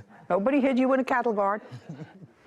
You said, don't call your insurance, I will pay for the damage. So you got to pay for the damage. And evidently it hasn't bothered you enough because you haven't had the car fixed. Do you still own the car? Yes, ma'am. Okay, well, you have fixed for $1,700. Now, you have no medical people here, do you? No, there are no witnesses over there. You've had a long-standing back problem. You went to a chiropractor, you went to a lawyer, on and off disability because of your back problem, and you did not present to me anything with a medical write-up that suggests at all that this accident caused you to lose anything. And if you have it, I'll be more than happy to look at it. Okay. My attorneys highlighted that part right there. I just looked at this. I'm sorry, I must have gave you the wrong thing. Okay. Well, do you have the right thing? I thought it was talking about the acute back pain. No, I don't. Not that I don't care about your acute back pain, but since you don't have an expert here to testify that back pain that was as a result of this accident, and the pro forma thing that you gave me a check off, patient has chronic back pain, doesn't do it for me. So unless I have a write-up from a hospital, from a medical facility, that this accident that happened, he says on the 14th, you say it happened on the 18th. It happened on the 18th, ma'am. It happened on the 18th. Yes, Your Honor. I'm sorry, I've had this. Oh, here it is.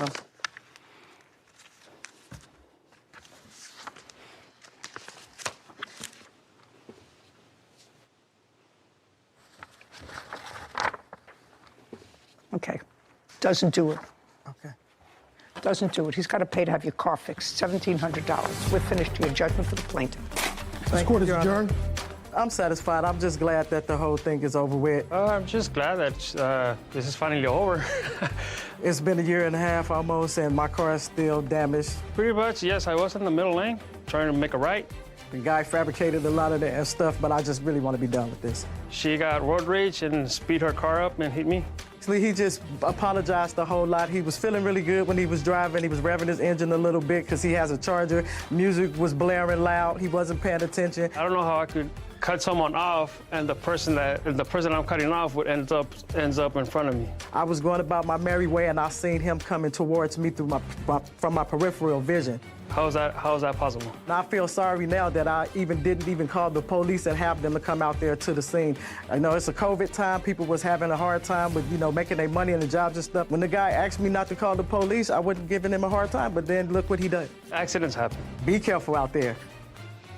I think this is a good lesson for people like the defendant who, for whatever reason, he was a truck driver and didn't want maybe the points on his license or even the hint of a car accident to be on his record if that's his business. However, I think it could have saved him from, number one, making a gratuitous promise to pay for the damages to her vehicle, which he might not have had to had a police officer come out and made a report. And maybe they would have found him less at fault than his own insurance company. And then he wouldn't have been so quick to offer to pay for the damages. Or Conversely, the plaintiff may not have mentioned anything about any back pain, and if today was the first time she was going to bring it up, I'm sure you wouldn't have offered her anything. Well, she didn't bring it up. She's had chronic back pain now for 22 years. Of course. Her allegation is that this accident exacerbated that back pain that she's had for 20 years. Then you have to come in with a medical team to talk about what the nature of her injury was before, how it was changed as a result of this accident. Without that, a pro forma note that says so-and-so has chronic back pain and she can't work is not a reason to award you $10,000 for personal injury. Yeah, I agree. Anyway, I just think it's a good lesson that the police get called to the scene of an accident for a reason. And although you may be concerned with other consequences of calling them, sometimes it's just the right thing to do. Smart thing to do. Because clearly there was no issue of alcohol or drugs or driving while impaired. Just an accident. It was an accident. And there was really no issue of neither one of them having insurance. They both had insurance. So it was really just, I don't want to have to deal with this. I'll deal with it. I'll pay. And hopefully this $1,700 lesson tells him that in the future maybe calling will be the better course of action. It's always. Hi, hello and welcome our new video. এই দেখুন কারেন্টের তারের জন্য এই সিস্টেমটা করা হয়েছে। এই যে মিটার, এই খাম্বা থেকে এই লাইন থেকে এরকম আসবে, যাতে এইখানে যার প্লট আছে এই প্লটে যদি সে বাড়ি করে এখান থেকে নির্দিষ্ট পরিমাণ একটা জায়গা ফাঁকা রাখতে হয় এই গলি দিয়ে যাতে তারটা চলে আসতে পারে, আরেকজনের সীমানার ভিতরে যাতে তারটা না আসে সে কারণে এই সিস্টেমটা করা। এখান থেকে আসবে, এই সিস্টেম দিয়ে যাওয়ার পর ওই পাশে যাওয়ার পরও যে ওখানে সিস্টেমের মতো সেখানে নেমে যাবে। এটাকে এখানে 4টে ছোট টুকরো রড সাইডে লাগানো হয়েছে ভিতরে, তারপর হচ্ছে ঝালাই করে দেওয়া হয়েছে এই রডের সাথে। আর হচ্ছে এই আপনার এই কমলা কালারের হচ্ছে আপনার রেড লিপ নামের একটা হচ্ছে রং আছে, এটা হচ্ছে জাহাজের তলে দেয়। এটা দিলে হচ্ছে আপনার আয়রন বা মরিচা ধরে না, আপনার লং লাস্টিং করে, রডটা অনেক দীর্ঘস্থায়ী হয়, সেই ক্ষেত্রে আপনার এই জিনিসটা অবলম্বন করতে পারেন।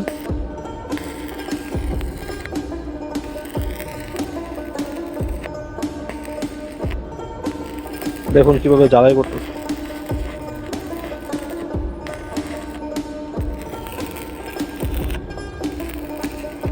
জ্বালাইয়ের সময় অবশ্যই আপনি চোখে একটি কালো চশমা পরবেন, এই যে ভাইয়ের মতো, অথবা আপনার চোখে সমস্যা হতে পারে।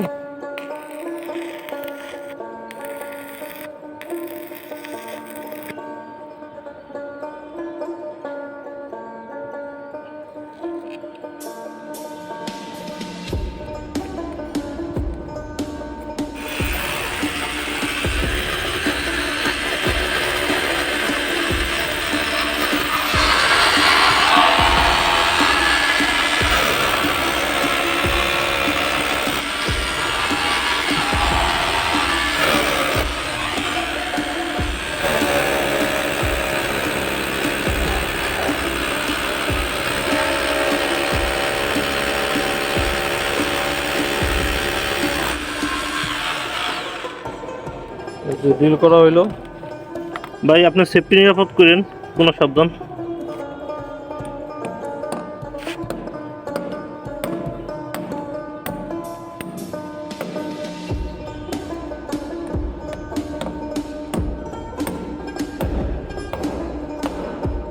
রড পড়ে গেছে।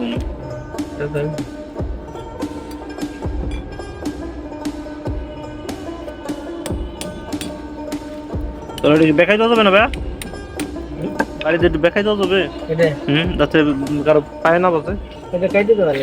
আচ্ছা ঠিক আছে, বাকি একটু কোদাল খেলে কেটে দিয়ান।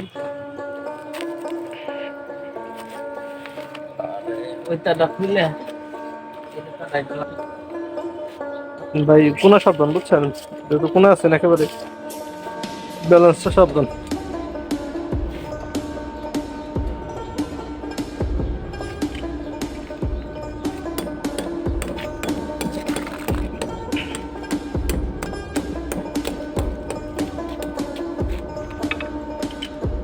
ওটা কি বাড়াই দিবেন হালকা? আবার দরকার নাই, 1-2 সুতা।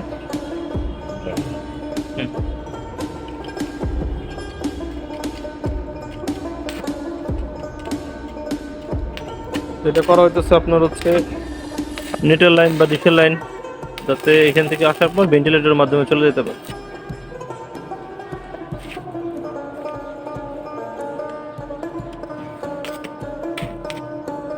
এরকম ভাবে করা হয়েছে যাতে এখান থেকে যদি কোনো গাছ নিয়েও যায় যাতে কোনো সমস্যা না হয়।